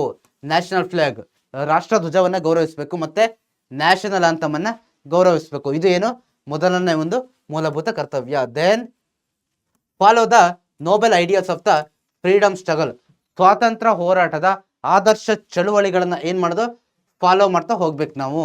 ಸೊ ದೆನ್ ಅದಾದ್ಮೇಲೆ protect and uphold India's sovereignty, unity and integrity. ನಮ್ಮ ದೇಶದ ಸೋವರಿನಿಟಿ ಅಂತಂದ್ರೆ ಸಾರ್ವಭೌಮತೆ, ಏಕತೆ ಮತ್ತೆ ಇಂಟಿಗ್ರಿಟಿಗೆ ನಾವು ಏನ್ ಮಾಡ್ಬೇಕು, ಅದನ್ನ ಇನ್ನೂ ಕೂಡ ಜಾಸ್ತಿ ಪ್ರಮೋಟ್ ಮಾಡ್ಲಿಕ್ಕೆ ನಾವು ಸಹಕಾರ ಮಾಡಬೇಕು. ನಾವು ಯಾವತ್ತೂ ಕೂಡ ದೇಶದ ಒಳಗಡೆ ಏನು ಡಿವೈಡ್ ಆಗ್ತಕ್ಕಂಥ ವಿಚಾರಗಳು, ಜಗಳ ಗಲಾಟೆ ಆಗ್ತಕ್ಕಂಥ ವಿಚಾರಗಳ ಬಗ್ಗೆ ನಾವು ಇನ್ವಾಲ್ವ್ ಆಗಬಾರ್ದು. Okay, so then defend the nation and serve when required. ನೋಡಿ, ಯಾವಾಗ ದೇಶಕ್ಕೆ ಏನಾದ್ರೂ ಪ್ರಾಬ್ಲಮ್ ಬಂದು, ಅದು ಯಾವುದೇ ರೀತಿಯಾಗಿರ್ಬೋದು, ದೇಶ ಸೇವೆ ಮಾಡ್ತಕ್ಕಂಥ ಅವಕಾಶ ಬರುತ್ತೋ ಅವಾಗ ನಾವೆಲ್ಲರೂ ಕೂಡ ಸೇವೆ ಮಾಡಲೇಬೇಕು. ಅದು ಯಾವ ರೀತಿಲಾದ್ರೂ ಆಗಿರ್ಬೋದು. ಓಕೆ, ಮಿಲಿಟರಿ ಸೇರೋದಾಗಿರ್ಬೋದು ಅಥವಾ ಬೇರೆ ಯಾವುದೇ ರೀತಿಲಾಗಿರ್ಬೋದು. Okay, so then promote harmony and brotherhood, renouncing the practice derogatory to women's dignity. ನೋಡಿ, ಸೊ ಇಲ್ಲಿವರೆಗೂ ನೀವು ಒಂದು ಪಾಯಿಂಟ್ ಬರಿಬೋದು ಕಣ್ರಪ್ಪ. ಓಕೆ, ಇಲ್ಲಿವರೆಗೂ ಒಂದು ಪಾಯಿಂಟ್ ಬರೀರಿ. ಏನೋ promote harmony and brotherhood.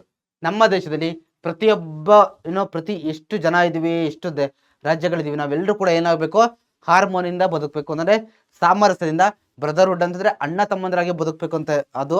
So ನಂತರ ರಿನೌನ್ಸಿಂಗ್ practices derogatory to women's dignity. ನೋಡಿ, ಮಹಿಳೆಯರ ಡಿಗ್ನಿಟಿಗೆ ಸಂಬಂಧಪಟ್ಟಂತೆ, ಏಕತೆಗೆ ಸಂಬಂಧಪಟ್ಟಂತೆ ಯಾವುದೇ ಆಚರಣೆಗಳು ಪ್ರಾಬ್ಲಮ್ ಅನ್ನ ಕ್ರಿಯೇಟ್ ಮಾಡ್ತಾ ಇದ್ರೆ ಅದನ್ನ ಏನ್ ಮಾಡ್ಬೇಕು, ನಾವು ನಿಲ್ಲಿಸ್ಬೇಕು, ಸ್ಟಾಪ್ ಮಾಡಬೇಕು, ಅದನ್ನ ನಾವು ಅಳವಡಿಸ್ಕೊಳ್ಬಾರ್ದು ಅಂತ ಹೇಳ್ತಾ ಹೋಗ್ತಾರೆ.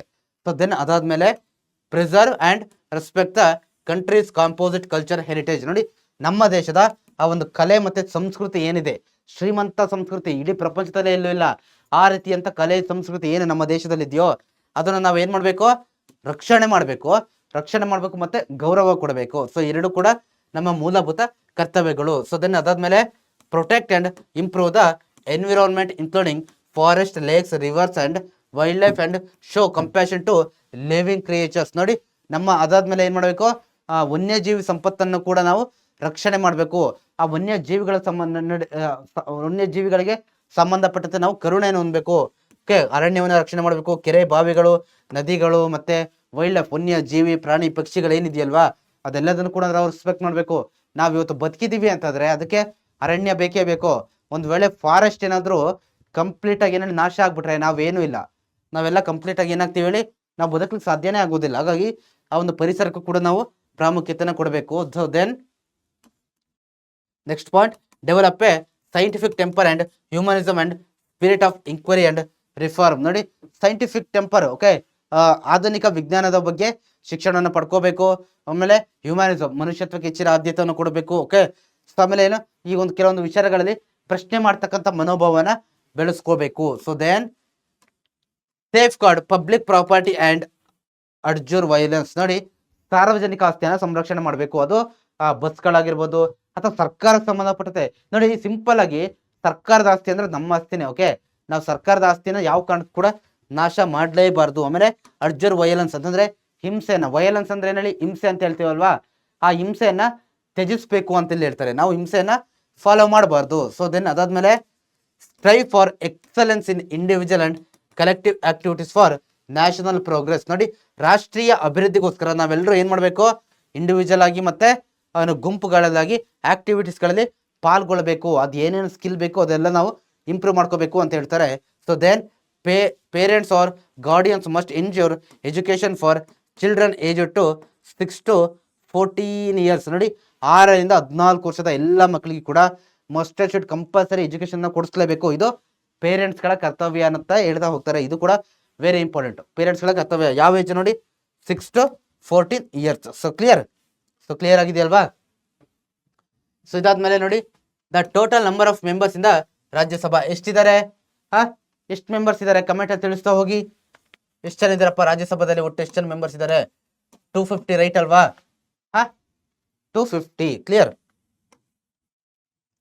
ಸೊ ನಂತರ what are the 3 types of emergencies that the president can declare. ನೋಡಿ 3 ರೀತಿಯಾದಂತ ತುರ್ತು ಪರಿಸ್ಥಿತಿಗಳು ಯಾವ್ದು ಪ್ರೆಸಿಡೆಂಟ್ ಕ್ಯಾನ್ ಡಿಕ್ಲೇರ್, ರಾಷ್ಟ್ರಪತಿಗಳು ಘೋಷಣೆ ಮಾಡಬಹುದಾದಂತ 3 ರೀತಿಯಾದಂತ ತುರ್ತು ಪರಿಸ್ಥಿತಿಗಳು ಯಾವುದು ಅಂತ ಕೇಳ್ತಾ ಹೋಗ್ತಾರೆ.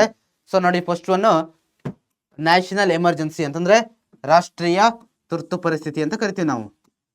ರಾಷ್ಟ್ರೀಯ ತುರ್ತು ಪರಿಸ್ಥಿತಿ.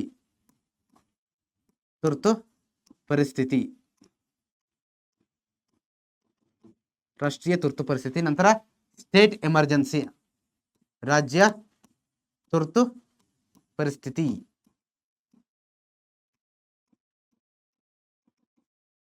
ಅದಾದ್ಮೇಲೆ ಆರ್ಥಿಕ ತುರ್ತು ಪರಿಸ್ಥಿತಿ.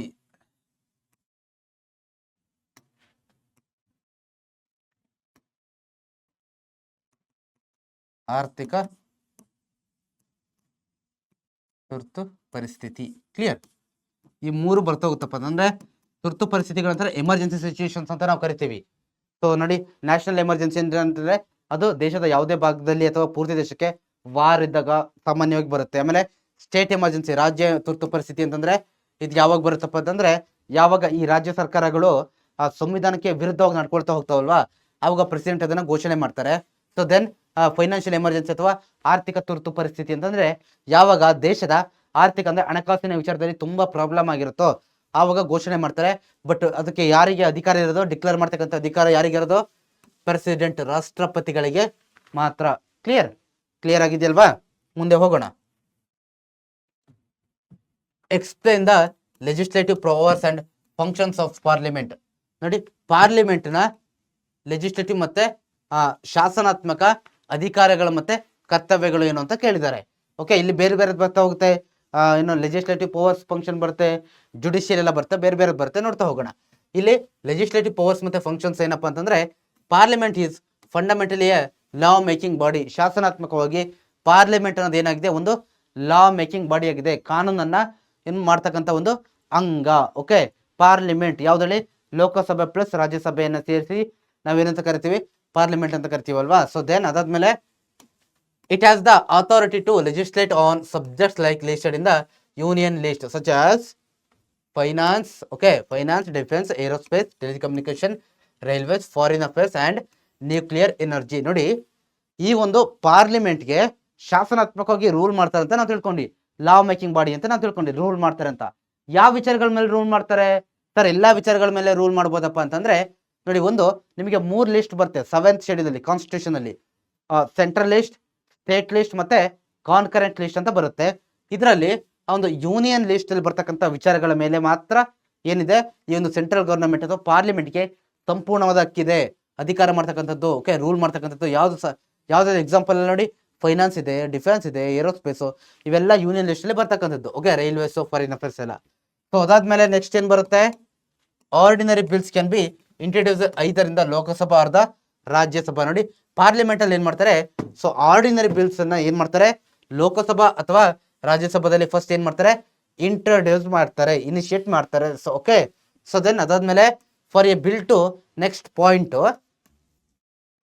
For a bill to become law it must be approved both by the houses through discussions. ನೋಡಿ, ಒಂದು ಆಕ್ಟ್, ಈಗ ನಾನು ಹೇಳಿದೆ ಏನಂತ, ಪಾರ್ಲಿಮೆಂಟ್ ಅವರು ಲಾ ಮೇಕಿಂಗ್ ಬಾಡಿ. ಒಂದು ಪಾರ್ಲಿಮೆಂಟ್ ಅಲ್ಲಿ ಯಾವುದೋ ಒಂದು ನಾವು ಈ ರೀತಿ ಒಂದು ಆಕ್ಟ್ ತರ್ತೀವಿ ಅಂತ ಏನ್ ಮಾಡ್ತಾರೆ, ಫಸ್ಟ್ ತಿಳಿಸ್ತಾರೆ. ಓಕೆ, ಫಸ್ಟ್ ತಿಳಿಸ್ಬಿಟ್ಟು ಏನ್ ಮಾಡ್ತಾರೆ, ಪಾರ್ಲಿಮೆಂಟ್ ಅಲ್ಲಿ ಜಾರಿಗೆ ಬರ್ತಾರಲ್ವಾ, ಅಲ್ಲಿ ತಿಳಿಸ್ತಾರಲ್ವಾ, ಅವಾಗ ಅದೇನಾಗುತ್ತಪ್ಪ ಅಂದ್ರೆ 2 ಹೌಸ್ಗಳಲ್ಲಿ, ರಾಜ್ಯಸಭಾ ಮತ್ತೆ ಲೋಕಸಭೆಗಳಲ್ಲಿ ಏನಾಗುತ್ತೆ, ಡಿಸ್ಕಷನ್ಸ್ಗೆ ಇನ್ವಾಲ್ವ್ ಆಗುತ್ತೆ, ತುಂಬಾ ಡಿಸ್ಕಷನ್ಸ್ ಆಗುತ್ತೆ ಅದ್ರ ಮೇಲೆ.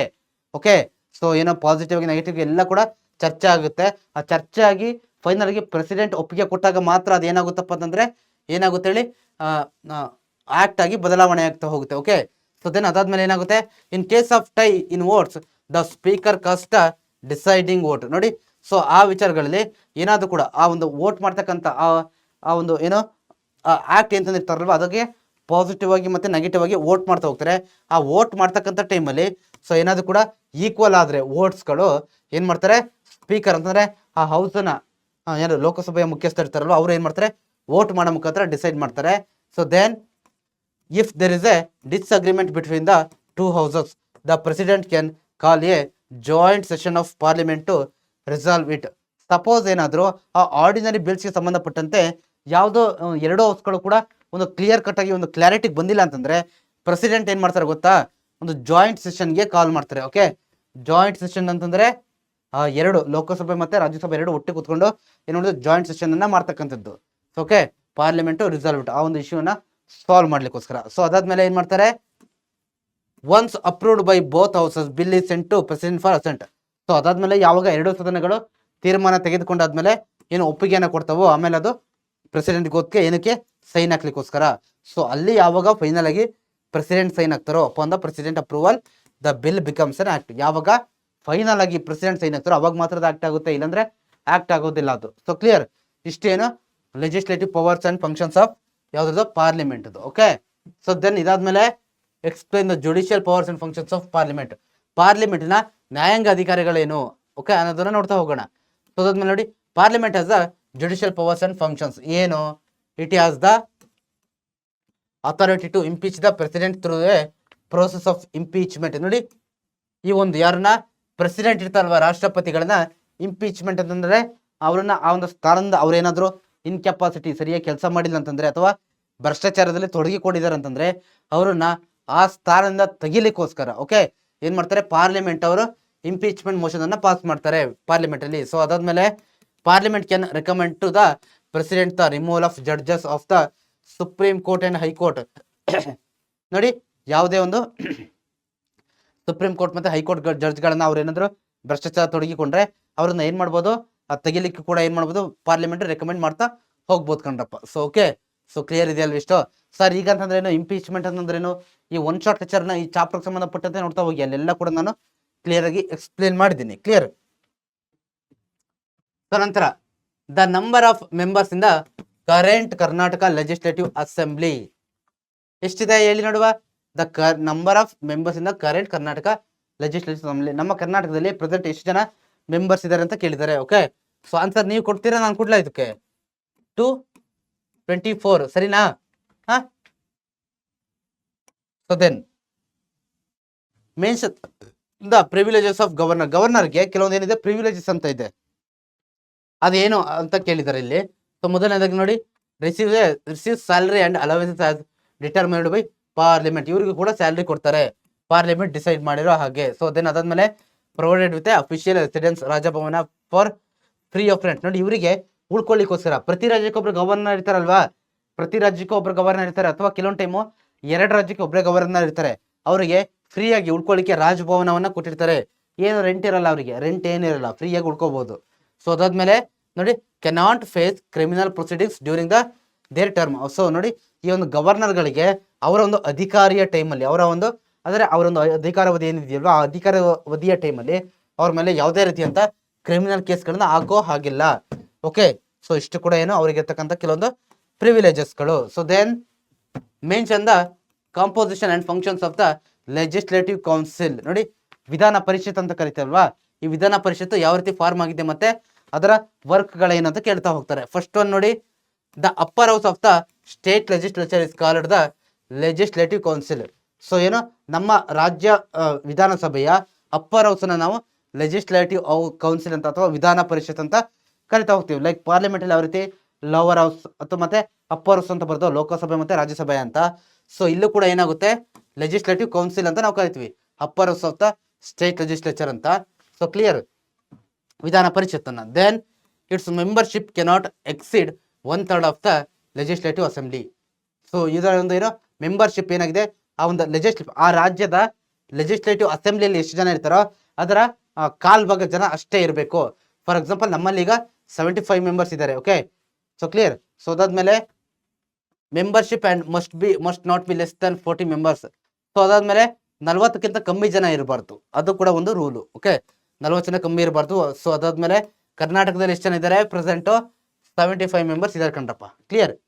So then members represent 5 constituencies. Okay, ಈ ಮೆಂಬರ್ಸ್ನ, ಈ ವಿಧಾನ ಪರಿಷತ್ಗೆ ಮೆಂಬರ್ಸ್ನ ಎಲ್ಲೆಲ್ಲಿಂದ ಆಯ್ಕೆ ಮಾಡ್ತಾರಪ್ಪ ಅಂತಂದ್ರೆ elected by legislative assembly members. ಒಂದು ಆ ರಾಜ್ಯದ ವಿಧಾನಸಭೆ ಸದಸ್ಯರು ಯಾರಿರ್ತಾರಲ್ವಾ ಅವ್ರು ಆಯ್ಕೆ ಮಾಡ್ತಾರೆ. ಸೊ ಅದಾದ್ಮೇಲೆ ಲೋಕಲ್ ಬಾಡೀಸ್ ಇಂದ ಕೆಲವೊಬ್ಬರನ್ನ ಆಯ್ಕೆ ಮಾಡ್ತಾರೆ. ಆಮೇಲೆ ಗ್ರಾಜ್ಯುಯೇಟ್ಸ್ ಪದವೀಧರ ಕ್ಷೇತ್ರದಿಂದ ಕೆಲವೊಬ್ಬರನ್ನ ಆಯ್ಕೆ ಮಾಡ್ತಾರೆ. ದೆನ್ ಟೀಚರ್ಸ್ ಕೆಲವೊಬ್ಬರನ್ನ ಆಯ್ಕೆ ಮಾಡ್ತಾರೆ. Then nominated by the governor for contributions in arts, science, literature, social service or cooperative movements. ನೋಡಿ ಅದಾದ್ಮೇಲೆ ಗವರ್ನರ್ಗಳು ಕೂಡ. ಓಕೆ, ಗವರ್ನರ್ ಅವ್ರು ಏನ್ ಮಾಡ್ತಾರೆ, ಕೆಲವೊಂದು ವ್ಯಕ್ತಿಗಳನ್ನ ನಾಮಿನೇಟ್ ಮಾಡ್ತಾರೆ ರಾಜ್ಯ ವಿಧಾನ ಪರಿಷತ್ಗೆ. ಯಾರನ್ನ, ಕೆಲವೊಂದು ವ್ಯಕ್ತಿಗಳು ಕಲೆ, ಸಾಹಿತ್ಯ, ಸೈನ್ಸ್, ಈ ರೀತಿ ಕ್ಷೇತ್ರಗಳಲ್ಲಿ ಉನ್ನತ ಸಾಧನೆಯನ್ನ ಯಾರು ಮಾಡಿರ್ತಾರಲ್ವಾ ಅವ್ರನ್ನ ಏನ್ ಮಾಡ್ತಾರಪ್ಪ ಅಂತಂದ್ರೆ ನಾಮಿನೇಟ್ ಮಾಡ್ತಾ ಹೋಗ್ತಾರೆ. So clear. ಅದಾದ್ಮೇಲೆ the term of the legislative council is 6 year. ಈ ಒಂದು ವಿಧಾನ ಪರಿಷತ್ತಿನ ಏನು ಅಧಿಕಾರಾವಧಿ ಎಷ್ಟಪ್ಪ ಅಂದ್ರೆ 6 ಇಯರ್ಸ್ ಅಂತ ನಾವು ನೋಡ್ತಾ ಹೋಗ್ಬೋದು.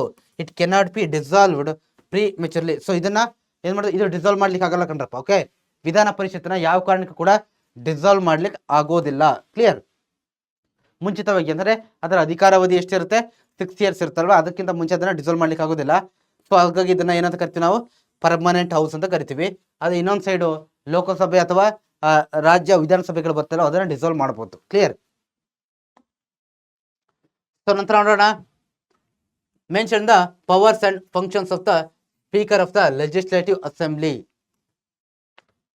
ಲೆಜಿಸ್ಲೇಟಿವ್ ಅಸೆಂಬ್ಲಿಯ ಏನ್ ಮಾಡಬೇಕು, ಸ್ಪೀಕರ್ನ ಫಂಕ್ಷನ್ಗಳೇನು, ಕಾರ್ಯಗಳೇನು ಅಂತ ಕೇಳ್ತಾರೆ ಸ್ಪೀಕರ್ದು. ಓಕೆ, ಸ್ಪೀಕರ್ ಅಂತಂದ್ರೆ ಆ ಹೌಸ್ನ ಮುಖ್ಯಸ್ಥರು ಬಿಡ್ತಾರಲ್ವಾ ಅವರು. The proceedings of the legislative assembly are conducted under the speaker's chairmanship. ನೋಡಿ ಆ ಒಂದು ಹೌಸ್ ಒಳಗಡೆ ಅಂತಾನೆ ವಿಧಾನಸಭೆ ಮತ್ತೆ ಲೋಕಸಭೆ ಆಗಿರ್ಬೋದು, ಅಲ್ಲಿ ಏನೇನು ವರ್ಕ್ಗಳು ನಡೆಯುತ್ತೋ ಡಿಸಿಷನ್ಸ್ ಎಲ್ಲ ಅದೆಲ್ಲ ಮೇನ್ ಯಾರ ಅಂಡರ್ಲಿ ನಡೆಯುತ್ತೆ, ಸ್ಪೀಕರ್ ಅಂಡರ್ಲಿ. ಅವರೇ ಆ ಹೌಸ್ನ ಮುಖ್ಯ ಏನಾಗಿರ್ತಾರೆ, ಚೇರ್ಮನ್ ಆಗಿರ್ತಾರೆ. ಓಕೆ, ಸೊ ದೆನ್ ಅದಾದ್ಮೇಲೆ the speaker maintains peace, discipline and dignity in the house. So ಏನ್ ಮಾಡ್ತಾರೆ, ಆ ಸ್ಪೀಕರ್ಗಳು ಆ ಹೌಸಿನ ಒಳಗಡೆ ಆ ಮೆಂಬರ್ಸ್ಗಳು, MLA ಅಥವಾ MP ಗಳು ಏನು ಸಮಸ್ಯೆ ಆಗ್ದಂಗೆ ಶಾಂತಿಯಿಂದ ಡಿಸಿಪ್ಲಿನ್ಡ್ ಆಗಿ ಆ ಹೌಸಿನ ಏನು ಎಲ್ಲಾ ವಿಚಾರಗಳು ನಡ್ಕೊಂಡು ಹೋಗ್ಲಿಕ್ಕೆ ಸಹಾಯ ಮಾಡ್ತಾರೆ. ಅದಾದ್ಮೇಲೆ postpones proceedings, protects members rights and responsibility and cast deciding vote in case of a tie. ನೋಡಿ ಏನ್ ಮಾಡ್ತಾರೆ, ಕೆಲವೊಂದು ಚರ್ಚೆಗಳನ್ನ ಮುಂದೂಡ್ತಕ್ಕಂಥದ್ದು ಕೂಡ ಸ್ಪೀಕರ್ಗೆ ರೈಟ್ಸ್ ಇರುತ್ತೆ. ಓಕೆ, ಆಮೇಲೆ ಏನ್ ಮಾಡ್ತಾರಪ್ಪ ಅಂದ್ರೆ, ಸೊ ಕೆಲವೊಂದು ಆ ಬಿಲ್ಗಳನ್ನ ಡಿಸೈಡ್ ಮಾಡ್ಬೇಕಾದ್ರೆ ವೋಟ್ ಮಾಡ್ತಾರಲ್ವ, ಅವಾಗ ಏನ್ ಮಾಡ್ತಾರಪ್ಪ ಅಂದ್ರೆ, ವೋಟ್ಸ್ ಏನಾದ್ರು ಟೈ ಆದ್ರೆ ಏನ್ ಮಾಡ್ತಾರಪ್ಪ ಅಂತಂದ್ರೆ ಏನ್ ಮಾಡ್ತಾರೆ, ಇವರು ಲಾಸ್ಟ್ ಅಲ್ಲಿ ವೋಟ್ ಮಾಡ್ತಾ ಹೋಗ್ತಾರೆ, ಯಾವಾಗ ಟೈ ಆದ್ರೆ ಮಾತ್ರ. ಸೊ ಕ್ಲಿಯರ್, ಎಷ್ಟು ಕ್ಲಿಯರ್ ಆಗಿದೆಯಲ್ವಾ. ಸೊ ನಂತರ what is the minimum age to become a member of the legislative assembly. ಎಷ್ಟಿದೆ ಹೇಳಿ ನೋಡುವ. ಸೊ ಇದು ಆನ್ಸರ್ ನೀವೇ ಮಾಡ್ತಿರಲ್ವಾ, ನೀವು ಮಾಡ್ತಿರಲ್ವಾ, ಕಮೆಂಟ್ ಸೆಕ್ಷನ್ ಅಲ್ಲಿ ತಿಳಿಸ್ತಿರಲ್ವಾ. ಎಷ್ಟಿದೆ ಮಿನಿಮಮ್ ಏಜು, ರೈಟಾ? 25, ರೈಟಾ? ಸೊ ನಂತರ which is the lowest level of court in the revenue judicial system ಯಾವುದು ಅಂತ ಕೇಳಿದ್ದೀನಿ. ಕಂದಾಯ ನ್ಯಾಯಾಲಯದಲ್ಲಿ ಅತಿ ಕೆಳಮಟ್ಟದ ಕೋರ್ಟ್ ಯಾವುದು ಅಂತ answer tahsildar court. Okay. So ನಂತರ which are the subordinate courts that come under the civil court. ನೋಡಿ, ಸಿವಿಲ್ ನ್ಯಾಯಾಲಯದ ಅಂಡರ್ ಬರ್ತಕ್ಕಂಥ ಕೋರ್ಟ್ಸ್ಗಳು ಯಾವ್ದಪ್ಪ ಅಂತಂದ್ರೆ ಒಂದು subordinate judge court, additional subordinate judge court, then munsif court ಮತ್ತೆ ಅಡಿಷನಲ್ ಮುನ್ಸಿಫ್ ಕೋರ್ಟ್. ಇಷ್ಟು ಏನೋ ಯಾವ ಅಂಡರ್ ಬರ್ದು ಸಿವಿಲ್ ಕೋರ್ಟ್ ಅಂದ್ರಲ್ಲಿ ಬರ್ತಾ ಹೋಗುತ್ತೆ ಕಣ್ರಪ್ಪ. So clear. ಸೊ ನಂತರ explain the powers and functions of the supreme court. ನೋಡಿ, ಸುಪ್ರೀಂ ಕೋರ್ಟ್ ನ ಪವರ್ ಮತ್ತೆ ಫಂಕ್ಷನ್ಸ್ ಗಳೇನು ಅಂತ ಕೇಳ್ತಾರೆ. ಓಕೆ. ಸೊ ನೋಡಿ, ಫಸ್ಟ್ ಒನ್ ಒರಿಜಿನಲ್ ಜುಡಿಕ್ಷನ್ ಏನಪ್ಪಾ ಅಂತಂದ್ರೆ resolve disputes between the centre and the states or between the states and interprets constitution. ನೋಡಿ, ಒರಿಜಿನಲ್ ಅಂದ್ರೆ ಮೂಲ ಅಧಿಕಾರ ಯಾವುದಕ್ಕಿದೆ ಸುಪ್ರೀಂ ಕೋರ್ಟ್ ಅಂತಂದ್ರೆ ಒಂದು ನಮ್ಮ ದೇಶದಲ್ಲಿ ಯಾವುದೇ ರಾಜ್ಯ ಮತ್ತೆ ಕೇಂದ್ರ ಸರ್ಕಾರದ ಮಧ್ಯೆ ಏನೇ ಇಶ್ಯೂ ಪ್ರಾಬ್ಲಮ್ ಆದ್ರೂ ಕೂಡ ಅದನ್ನ ಸಾಲ್ವ್ ಮಾಡ್ತಕ್ಕಂಥ ಅಧಿಕಾರ ಯಾರಿಗಿದೆ? ಸುಪ್ರೀಂ ಕೋರ್ಟ್ಗೆ ಇದೆ. ಆಮೇಲೆ ಸಂವಿಧಾನವನ್ನ ವ್ಯಾಖ್ಯಾನ ಕೊಡ್ತಕ್ಕಂಥದ್ದು ಕೆಲವೊಂದು ಕೇಸ್ಗಳಲ್ಲಿ ಏನಾಗುತ್ತೆ ಗೊತ್ತಾ, ಸಂವಿಧಾನ ಸಂಬಂಧಪಟ್ಟಂತೆ ಯಾವುದೊಂದು ಫೀಚರ್ ಬಗ್ಗೆ ಕ್ವಶನ್ ಬರುತ್ತೆ, ಇದು ಯಾಕೆ ಹೀಗಿದೆ, ಅದ್ಯಾಕೆ ಹೀಗಿದೆ ಅಂತ ಬಂದಾಗ ಅದನ್ನ ಡಿಸೈಡ್ ಮಾಡ್ತಕ್ಕಂಥ ಅಧಿಕಾರ ಯಾರಿಗಿದೆ? ಈ ಒಂದು ಸುಪ್ರೀಂ ಕೋರ್ಟ್ಗಿದೆ. ಸೊ ದೆನ್ ಅದಾದ್ಮೇಲೆ ಅಪಿಲೇಟ್ ಜುರಿಡಿಕ್ಷನ್ ಬರುತ್ತೆ. ಯಾವ ವಿಚಾರಗಳಲ್ಲಿ? ನೋಡಿ, ಏನೋ ಲೋವರ್ ಕೋರ್ಟ್ಸ್ ಅಂತ ನಾವೇನ್ ಹೇಳ್ತೀವಲ್ವಾ, ಹೈಕೋರ್ಟ್ ಆಗಿರ್ಬೋದು ಅಥವಾ ಬೇರೆ ಯಾವುದೇ ಲೋವರ್ ಕೋರ್ಟ್ಸ್ ಇಂದ ಏನೇ ಒಂದು ಅಪೀಲ್ ಮಾಡೋದಾದ್ರೂ ಕೂಡ ಏನ್ ಮಾಡ್ಬೋದು ನಾವು, ಯಾವುದೇ ವಿಚಾರ ಕೂಡ ಅಪೀಲ್ ಮಾಡಿದ್ರೆ ಅದನ್ನ ಸುಪ್ರೀಂ ಕೋರ್ಟ್ ಡಿಸ್ಕಷನ್ ಮಾಡುತ್ತೆ. ನಂತರ ಅಡ್ವೈಸರಿ ಜುರಿಡಿಕ್ಷನ್. ಓಕೆ, ಅಂತಂದ್ರೆ provides advice to the president on the matters of public constitutional and legislative importance. Okay, ನೋಡಿ, ಸರ್ಕಾರಕ್ಕೆ ಮತ್ತೆ ಏನ್ ಮಾಡುತ್ತೆ, ಪ್ರೆಸಿಡೆಂಟ್ಗೆ ಈ ಮೂರು ವಿಚಾರಗಳಲ್ಲಿ, ಓಕೆ, ಪಬ್ಲಿಕ್ ವಿಚಾರಗಳಲ್ಲಿ, ಕಾನ್ಸ್ಟಿಟ್ಯೂಷನಲ್ ವಿಚಾರಗಳಲ್ಲಿ ಮತ್ತೆ ಲೆಜಿಸ್ಲೇಟಿವ್ ವಿಚಾರಗಳಲ್ಲಿ ಏನೇ ಕೆಲವೊಂದು ಇಂಪಾರ್ಟೆಂಟ್ ವಿಚಾರಗಳಿಗೆ ಏನೇ ನಿಮಗೆ ಹೆಲ್ಪ್ ಬೇಕಂದ್ರೂ ಅದನ್ನ ಏನ್ ಮಾಡುತ್ತೆ ಸುಪ್ರೀಂ ಕೋರ್ಟ್ ಅಡ್ವೈಸರಿ ಆಗಿ ಕೊಡ್ತಾ ಹೋಗುತ್ತೆ. So then judicial review. Okay, so ಏನಿದೆಯಪ್ಪ ಅಂದ್ರೆ ನೋಡಿ, ಸುಪ್ರೀಂ ಕೋರ್ಟ್ ಏನ್ ಮಾಡ್ತಾ ಗೊತ್ತಾ, ಈ ರಾಜ್ಯ ಮತ್ತೆ ಕೇಂದ್ರ ಸರ್ಕಾರಗಳು ತರ್ತಕ್ಕಂಥ ಏನು ಆರ್ಡರ್ಸ್ ಗಳೇನಿದೆಯಲ್ವಾ, ಈ ಆರ್ಡರ್ಸ್ ಗಳನ್ನ ಏನ್ ಮಾಡುತ್ತಪ್ಪ ಅಂದ್ರೆ ವ್ಯಾಖ್ಯಾನ ಮಾಡ್ತಾ ಹೋಗುತ್ತೆ. ಓಕೆ, ಅವು ಕಾನ್ಸ್ಟಿಟ್ಯೂಷನ್ಗೆ ಬದ್ಧವಾಗಿದೆಯೋ ಇಲ್ಲವೋ ಅನ್ನೋದನ್ನ ಏನ್ ಮಾಡ್ತಾ ಹೋಗುತ್ತೆ, ಪ್ರಶ್ನೆ ಮಾಡ್ತಾ ಹೋಗುತ್ತೆ. ಓಕೆ, ಸಪೋಸ್ ಅವೇನಾದ್ರೂ ಕೂಡ ಸಂವಿಧಾನಕ್ಕೆ ವಿರುದ್ಧವಾಗಿದ್ರೆ ಅದನ್ನೆಲ್ಲ ಏನ್ ಮಾಡ್ತಾರೆ, ಡಿಸ್ಮಿಸ್ ಮಾಡ್ತಕ್ಕಂಥ ಕೆಲಸಗಳನ್ನು ಕೂಡ ಸುಪ್ರೀಂ ಕೋರ್ಟ್ ಮಾಡ್ತಾ ಹೋಗುತ್ತೆ. So then protection of fundamental rights, ಮೂಲಭೂತ ಹಕ್ಕುಗಳನ್ನ ಏನ್ ಮಾಡುತ್ತೆ, ಸಂರಕ್ಷಣೆ ಮಾಡ್ತಾ ಹೋಗುತ್ತೆ under the okay. So under the article 32. Okay, ಯಾವ ರೀತಿ ರಿಟ್ಸ್ ಗಳನ್ನ ಇಶ್ಯೂ ಮಾಡೋ ಮುಖಾಂತರ. ಇಷ್ಟು ಏನಿದೆಯಪ್ಪ ಅಂದ್ರೆ 1 2 3 4 5 ವೆರಿ ಇಂಪಾರ್ಟೆಂಟ್ ಸುಪ್ರೀಂ ಕೋರ್ಟ್ ನ ಪವರ್ಸ್ ಮತ್ತೆ ಫಂಕ್ಷನ್ಸ್ ಗಳು. Clear. Okay, so then the basic unit of society ಯಾವುದು? ಸಮಾಜದ ಮೂಲ ಘಟಕ ಅಂತ ನಾವು ಯಾವ್ದನ್ನ ಕರಿತೀವಿ ಹೇಳಿ, ಆನ್ಸರ್ ಮಾಡಬೇಕು ಕಮೆಂಟ್ ಅಲ್ಲಿ. ಯಾವುದು? ಫ್ಯಾಮಿಲಿ.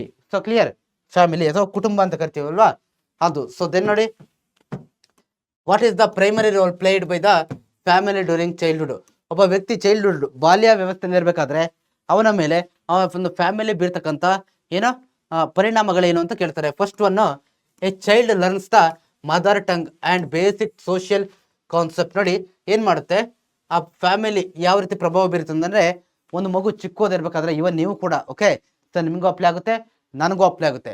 ಆ ಚಿಕ್ಕೋರ್ ಇರ್ಬೇಕಾದ್ರೆ ಒಂದು ಲರ್ನ್ಸ್ ದ ಮದರ್ ಟಂಗ್, ಆ ಒಂದು ಮಾತೃಭಾಷೆಯನ್ನ ಏನ್ ಮಾಡ್ತಾರೆ, ಕಲಿತಾ ಹೋಗ್ತಾರೆ. ಫಸ್ಟ್ ಥಿಂಗ್, ಓಕೆ, ಮಾತೃಭಾಷೆಯನ್ನ ಕಲಿತಾ ಹೋಗ್ತಾರೆ. ಸೊ ದೆನ್ ಅದಾದ್ಮೇಲೆ ಏನಾಗುತ್ತಪ್ಪ ಅಂತಂದ್ರೆ growing up in a family and societal environment and child adapts corresponding characteristics. Growing up in a family and social environment child adapt corresponding characteristics. ಕೆಲವೊಂದು ಆ ಫ್ಯಾಮಿಲಿಗಳಲ್ಲಿ ತಂದೆ ತಾಯಿ ಅಜ್ಜ ಅಜ್ಜಿ ಯಾರು ಇರ್ತಾರಲ್ವಾ, ಸೀನಿಯರ್ಗಳು ಆ ಕುಟುಂಬದಲ್ಲಿ, ಅವ್ರನ್ನೆಲ್ಲ ನೋಡ್ಕೊಂಡು ಆ ಕೆಲವೊಂದು ಇಂಪಾರ್ಟೆಂಟ್ ವ್ಯಾಲ್ಯೂಗಳನ್ನು ಕೂಡ ಆ ಮಗು ತನ್ನಲ್ಲಿ ಅಳವಡಿಸಿಕೊಳ್ತಾ ಹೋಗುತ್ತೆ. ಸೊ ದೆನ್ ಅದಾದ್ಮೇಲೆ develops friendship with pears. Okay, so ಅಂತಂದ್ರೆ ಅವರ ಸಮವಯಸ್ಕರ ಜೊತೆಗೆ, ಓಕೆ, ಸಮವಯಸ್ಕರ ಜೊತೆಗೆ ಫ್ರೆಂಡ್ಶಿಪ್ ಅನ್ನ ಬೆಳೆಸ್ಕೊಳ್ತಾ ಹೋಗುತ್ತೆ ಆ ಚೈಲ್ಡ್ಹುಡ್ ಅಲ್ಲಿ ಆ ಮಗು. Then develops leadership qualities by interacting with others. ಬೇರೆಯವ್ರ ಜೊತೆಗೆ, ಸಮಾಜದ ಜೊತೆ ಬೇರೆಯವ್ರ ಜೊತೆ ಬೆರೆಯೋದ್ರಿಂದ ಏನೋ ಒಂದು ಲೀಡರ್ಶಿಪ್ ಕ್ವಾಲಿಟೀಸ್ ಗಳನ್ನು ಕೂಡ ಬೆಳೆಸ್ಕೊಳ್ತಾ ಹೋಗ್ತಾರೆ. So then social behaviours demands and rules influence the child forming and social relationship. Okay, so ನೋಡಿ, ಆ ಒಂದು ಏನೋ ಸೋಷಿಯಲ್ ಬಿಹೇವಿಯರ್ ಇದೆ ಅಲ್ವಾ, ಆಮೇಲೆ ಡಿಮ್ಯಾಂಡ್ಸ್, ಇನ್ಫ್ಲೂಯೆನ್ಸ್, ಇವೆಲ್ಲ ಏನಿದೆ ಸಮಾಜದಲ್ಲಿ ಆ ಒಂದು ಮಗುವಿನ ಮೇಲೆ ಪ್ರಭಾವವನ್ನು ಬೀರ್ತಾ ಹೋಗುತ್ತೆ. So then in youth okay in youth individual strive for friendship freedom and security and acceptance. ನೋಡಿ ಇನ್ ಯೂತ್ ವಯಸ್ಕರು ಇರಬೇಕಾದ್ರೆ ಯಂಗ್ ಏಜಲ್ಲಿ ಇರಬೇಕಾದ್ರೆ ಏನಾಗುತ್ತೆ ಏನು ಫ್ರೆಂಡ್ಶಿಪ್ಪನ್ನು ಮಾಡ್ಕೊಳ್ತಾ ಹೋಗ್ತಾರೆ. ಆ ಫ್ರೆಂಡ್ಶಿಪ್ ನಿಮಗೂ ಫ್ರೆಂಡ್ಸ್ ಇದಾರಲ್ವಾ, ನನಗೂ ಫ್ರೆಂಡ್ಸ್ ಇದ್ದಾರೆ, ಆ ರೀತಿ ಫ್ರೆಂಡ್ಶಿಪ್ಗೆ ಜಾಸ್ತಿ ಪ್ರಾಮುಖ್ಯತೆ ಕೊಡ್ತಾ ಹೋಗ್ತಾರೆ. ಫ್ರೀಡಮ್ಗೆ ಸೆಕ್ಯೂರಿಟಿ ರಕ್ಷಣೆಗೆ ಓಕೆ ಇದಕ್ಕೆ ಜಾಸ್ತಿ ಇಂಪಾರ್ಟೆನ್ಸ್ ಕೊಡ್ತಾ ಹೋಗ್ತಾರೆ. Okay so then and the behaviours and opinions developed during this phase continue to a adulthood and old age. ನೋಡಿ ಈ ವಯಸ್ಸಲ್ಲಿ ಇವರು ಈ ಯಂಗ್ ಏಜ್ ಇರಬೇಕಾದ್ರೆ ಯಾರ ಜೊತೆ ಫ್ರೆಂಡ್ಶಿಪ್ ಮಾಡ್ತಾರೋ ಅಥವಾ ಆ ಫ್ರೆಂಡ್ಶಿಪ್ಪಿಂದ ಏನೇನು ಕಲಿತಾರೋ, ಫ್ಯಾಮಿಲಿಯಿಂದ ಏನೇನು ಕಲಿತಾರೋ, ಈ ಎಲ್ಲ ಅಂಶಗಳು ಏನಾಗುತ್ತೆ ಗೊತ್ತಾ, ಅವರು ಆ ಅಡಲ್ಟ್ ಏಜ್ಗೆ ಹೋದಾದ್ಮೇಲೆ ಮತ್ತೆ ಓಲ್ಡ್ ಏಜ್ಗೆ ಹೋದಾದ್ಮೇಲೆ ಕೂಡ ಏನಾಗುತ್ತೆ ತುಂಬ ದೊಡ್ಡ ಮಟ್ಟದಲ್ಲಿ ಪ್ರಭಾವವನ್ನು ಬೀರ್ತಾ ಹೋಗುತ್ತೆ. ಈ ರೀತಿ ಏನು ರೋಲನ್ನು ಪ್ಲೇ ಮಾಡುತ್ತೆ. Okay so then mention the types of families based on various principle. ನೋಡಿ ಕುಟುಂಬನ ಬೇರೆ ಬೇರೆ ವಿಧಗಳ ಆಧಾರವಾಗಿ ಇಟ್ಕೊಂಡು ಏನು ಮಾಡಿ ವರ್ಗೀಕರಿಸಿ ಅಂತ ಕೇಳಿದ್ದಾರೆ, ಡಿವೈಡ್ ಮಾಡಿ ಅಂತ ಕೇಳಿದ್ದಾರೆ. ಸೊ ಅದರಲ್ಲಿ first thing based on size ಆಧಾರವಾಗಿ ಇಟ್ಕೊಂಡು ನೋಡೋದಾದ್ರೆ ನೋಡಿ ನ್ಯೂಕ್ಲಿಯರ್ ಫ್ಯಾಮಿಲಿ ಮತ್ತೆ ಜಾಯಿಂಟ್ ಫ್ಯಾಮಿಲಿ ಅಂತ ಬರುತ್ತೆ. ಜಾಯಿಂಟ್ ಫ್ಯಾಮಿಲಿ ಅಂದ್ರೆ ತುಂಬಾ ಜಾಸ್ತಿ ಜನ ಓಕೆ ಎರಡಕ್ಕಿಂತ ಹೆಚ್ಚು ತಲೆಮಾರುಗಳಿರೋದು. ನ್ಯೂಕ್ಲಿಯರ್ ಫ್ಯಾಮಿಲಿ ಅಂತಂದ್ರೆ ಸಿಂಪಲ್ ಆಗಿ ತಂದೆ ತಾಯಿ ಮಗು ಇಷ್ಟೇ ಇರ್ತಕ್ಕಂಥದ್ದು. So clear. ಸೊ ಅದಾದ್ಮೇಲೆ ಬೇಸ್ಡ್ ಆನ್ ಅಥಾರಿಟಿ ಪ್ಯಾಟ್ರಿಯಾರ್ಕಲ್ ಫ್ಯಾಮಿಲಿ ಅಂತಂದ್ರೆ ಆ ಅಥಾರಿಟಿ ಅಂದ್ರೆ ಪವರ್, ಅಂದ್ರೆ ಆ ಕುಟುಂಬದಲ್ಲಿ ಯಾರಿಗೆ ಜಾಸ್ತಿ ಪವರ್ ಇದೆ ಅನ್ನೋದನ್ನ ಆಧಾರವಾಗಿ ಇಟ್ಕೊಂಡು ಹೇಳೋದಾದ್ರೆ ಪ್ಯಾಟ್ರಿಯಾರ್ಕಲ್ ಫ್ಯಾಮಿಲಿ ಅಂತಂದ್ರೆ ಪ್ಯಾಟ್ರಿಯಾರ್ಕಲ್ ಫ್ಯಾಮಿಲಿಯಲ್ಲಿ ತಂದೆ ಆ ಕುಟುಂಬದ ಏನಾಗಿರ್ತಾರೆ ಮುಖ್ಯಸ್ಥರಾಗಿರ್ತಾರೆ. ಓಕೆ ಇದನ್ನ ನಾವು ಪ್ಯಾಟ್ರಿಯಾರ್ಕಲ್ ಫ್ಯಾಮಿಲಿ ಅಂತ ಕರೆದ್ರೆ. ಸೊ ದೆನ್ ಮ್ಯಾಟ್ರಿಯಾರ್ಕಲ್ ಫ್ಯಾಮಿಲಿ ಅಂತ ಕರಿತೀವಿ. ಇಲ್ಲಿ ತಾಯಿ ಏನಾಗಿರ್ತಾರೆ ಆ ಒಂದು ಕುಟುಂಬದ ಮುಖ್ಯಸ್ಥರಾಗಿರ್ತಾರೆ. ಸೊ ದೆನ್ ಅದಾದ್ಮೇಲೆ ಬೇಸ್ಡ್ ಆನ್ ಮ್ಯಾರೇಜ್ ಮದುವೆನ ಆಧಾರವಾಗಿ ಇಟ್ಕೊಂಡು ನೋಡೋದಾದ್ರೆ ಮೋನೋಗ್ಯಾಮಸ್ ಫ್ಯಾಮಿಲಿ. ಸೊ ನೋಡಿ ಆಮೇಲೆ ಪಾಲಿಗ್ಯಾಮಸ್ ಫ್ಯಾಮಿಲಿ ಅಥವಾ ಪಾಲಿಂಡ್ರಮಸ್ ಫ್ಯಾಮಿಲಿ ಅಂತ. ಓಕೆ ಸೊ ಇದಿಷ್ಟು ಕೂಡ ಏನು ಮ್ಯಾರೇಜ್ ಮೇಲೆ ಡಿಪೆಂಡ್ ಆಗುತ್ತೆ. So clear. ಸೊ ಇಷ್ಟು ನಮಗೆ ಮೂರು ಕ್ಲಿಯರ್ ಆಗಿ ಗೊತ್ತಿರಲಿ. ಸೊ ದೆನ್ ನೆಕ್ಸ್ಟ್ ಕ್ವಶನ್ಸ್ ಹೋಗೋಣ. ನೋಡಿ what are the main characteristics of the family system. Okay so okay family system ಅಲ್ಲಿ ಇರ್ತಕ್ಕಂಥ ಮೇನ್ ಏನು ಪದ್ಧತಿಗಳು ಏನು ಅಂತ ಪ್ರೆಸೆಂಟ್ ಇರ್ತಕ್ಕಂಥದ್ದು ಏನೇನು ಒಂದು ಫ್ಯಾಮಿಲಿ ಅಂತಂದ್ರೆ ಅಲ್ಲಿ ನಾವು ಏನು ಲಕ್ಷಣಗಳನ್ನ ಮೂಲಭೂತವಾಗಿ ಫಂಡಮೆಂಟಲ್ ಆಗಿ ನೋಡ್ತಾ ಹೋಗ್ಬೋದಪ್ಪ ಅಂದ್ರೆ ಒಂದು ಮಾಡರ್ನಿಟಿ ಅಂತಂದ್ರೆ ಆಧುನಿಕತೆ ಅಂತ ನಾವು ಕರಿತೀವಿ ಒಂದು. ಓಕೆ ಸೊ ದೆನ್ ಅದಾದ್ಮೇಲೆ ಕಾಂಪ್ಲೆಕ್ಸಿಟಿ ಸಂಕೀರ್ಣತೆ, ದೆನ್ ಸ್ಮಾಲ್ ಸೈಜ್ ಚಿಕ್ಕದಾಗಿರುತ್ತೆ ಜಾಸ್ತಿ ಜನ ಇರಲ್ಲ, ಆಮೇಲೆ ರಿಲ್ಯಾಕ್ಸ್ಡ್ ಸೋಷಿಯಲ್ ಕಂಟ್ರೋಲ್. ಓಕೆ ಸಾಮಾಜಿಕವಾಗಿ ಜಾಸ್ತಿ ಕಟ್ಟುಬಂಧಗಳಿಗೆ ನಿಬಂಧನೆಗಳಿಗೆ ಒಳಗಾಗಿರೋದಿಲ್ಲ ಅವರು. ಸೊ ದೆನ್ ಅದಾದ್ಮೇಲೆ greater individual freedom for members, ಆ ಮೆಂಬರ್ಸ್ಗಳಿಗೆ ಫ್ಯಾಮಿಲಿ ಮೆಂಬರ್ಸ್ಗೆ ಹೆಚ್ಚಿನ ಒಂದು ಫ್ರೀಡಮ್ ಅನ್ನೋದು ಇರ್ತಾ ಹೋಗುತ್ತೆ. So clear. ನಂತರ ಪ್ರಾಪರ್ಟಿ ರೈಟ್ ಆಸ್ತಿಯ ಹಕ್ಕಿರುತ್ತೆ. Then increased secular outlook. Okay so ಜಾತ್ಯತೀತ ಸಿಸ್ಟಮ್ ಅನ್ನೋದು ಕೂಡ ಜಾಸ್ತಿಯಲ್ಲಿ ಇರುತ್ತೆ. ಓಕೆ ಸೊ ಇದೆಲ್ಲ ಏನ್ ಸರ್ ಅಂತಂದ್ರೆ ನಾನು ಒನ್ ಶಾಟ್ ಲೆಕ್ಚರ್ ಮಾಡ್ಬೇಕಾದ್ರೆ ಕ್ಲಿಯರ್ ಆಗಿ ಎಕ್ಸ್ಪ್ಲೇನ್ ಮಾಡಿದ್ದೀನಿ ಕಣ್ರಪ್ಪ. ಓಕೆ ಅಲ್ಲೂ ಕೂಡ ನೀವು ಚೆಕ್ ಮಾಡ್ಬೋದು. ನಂತರ ದ ಹೈಯೆಸ್ಟ್ ಪೀಕ್ ಇನ್ ಕರ್ನಾಟಕ ಯಾವ್ದು ಹೇಳಿ? ಆನ್ಸರ್ ಯಾವುದು ಬೇಗ ಹೇಳಿ, ಯಾವ ಡಿಸ್ಟಿಕ್ ಅಲ್ಲಿ ಇದೆ? ಮುಳ್ಳಯ್ಯನಗಿರಿ. ಇಲ್ಲಿರೋದು ಚಿಕ್ಕಮಗಳೂರು. ಓಕೆ ಚಿಕ್ಕಮಗಳೂರಲ್ಲಿ ಇರೋದು. ಓಕೆ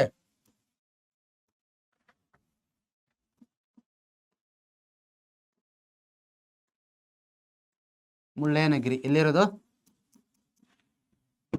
ಚಿಕ್ಕಮಗಳೂರು. ಗೊತ್ತಿದೆಯಲ್ವಾ ಇದು ನಿಮಗೆ? Clear. So then the ghat that connects Hassan Sakleshpur and Mangaluru ಯಾವ್ದು ಹೇಳಿ ನೋಡುವ? ಯಾವ್ದು ಆನ್ಸರ್ ಹೇಳಿ ಬೇಗ.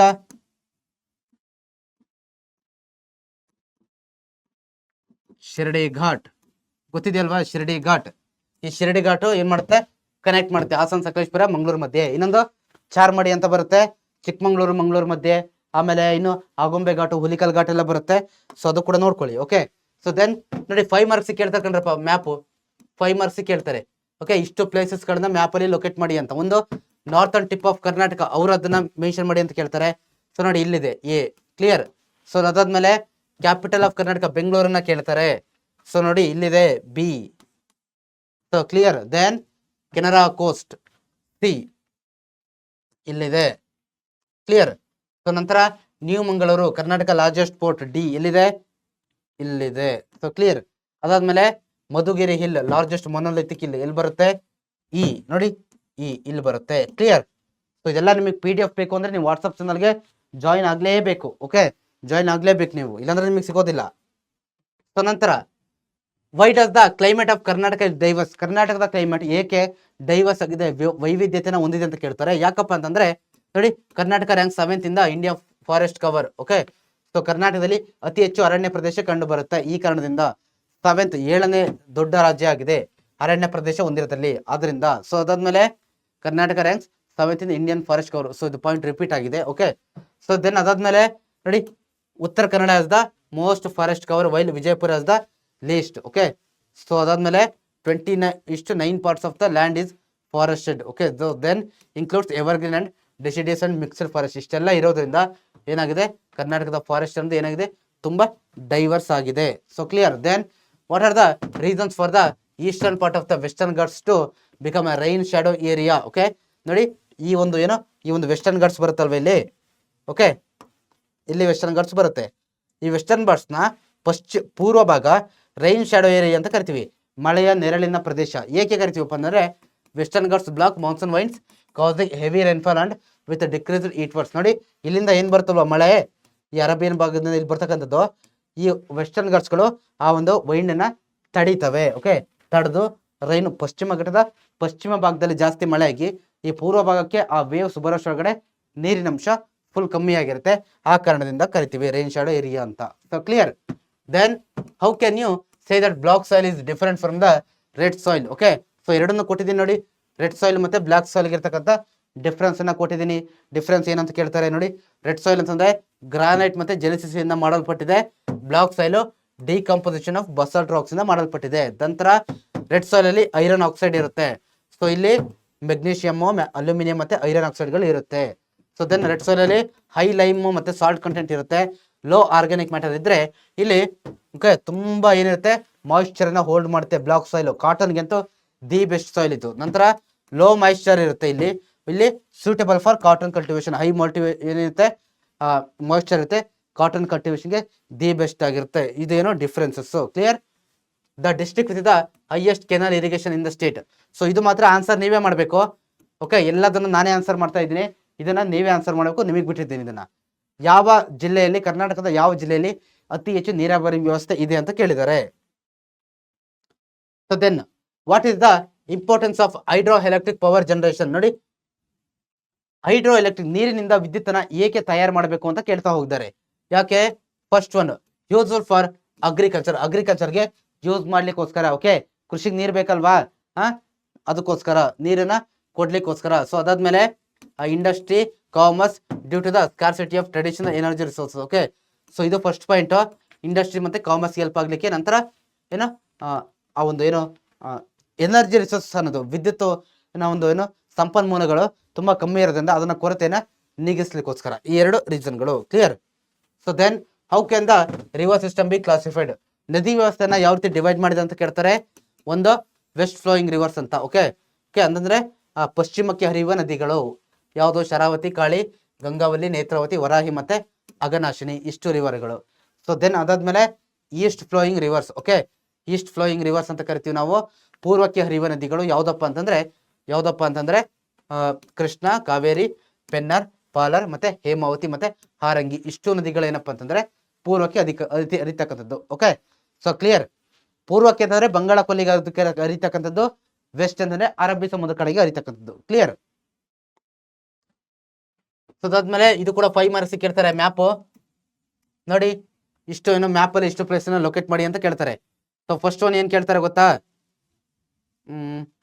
ತುಂಗಭದ್ರಾ ರಿವರ್ ಬಗ್ಗೆ ಕೇಳ್ತಾರೆ first. So clear. Tungabhadra river ಬಗ್ಗೆ ಕೇಳ್ತಾರೆ. ಇಲ್ಲಿದೆಯಲ್ವಾ ಎ ಇದು. ಸೊ ನಂತರ Mahatma Gandhi hydro electric station ಇಲ್ಲಿ. So clear B. ಅದಾದ್ಮೇಲೆ ತಲಕಾವೇರಿ ಸಿ ಇಲ್ಲಿ.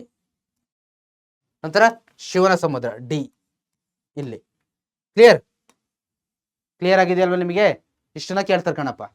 ಸೊ ಅದಾದ್ಮೇಲೆ identify the specific requirements for coffee plantation. ನೋಡಿ, ಕಾಫಿ ಪ್ಲಾಂಟ್ ಅನ್ನ ಬೆಳಿಬೇಕು ಅಂತಂದ್ರೆ ಕಾಫಿ ಬೆಳೆಗೆ ಸೂಕ್ತವಾಗಿರ್ತಕ್ಕಂಥ ಏನೇನು ವಾತಾವರಣ ಇರಬೇಕು ಅಂತ ಕೇಳ್ತಾರೆ. ಫಸ್ಟ್ ಸ್ಯಾಂಡಿ ಲೋಮ್ ಇರಬೇಕು, ರೆಡ್ ಸಾಯಿಲ್ ಇರಬೇಕು, ಹೈ ಟೆಂಪರೇಚರ್, ಹೆವಿ ರೈನ್ಫಾಲ್ ಇರಬೇಕು.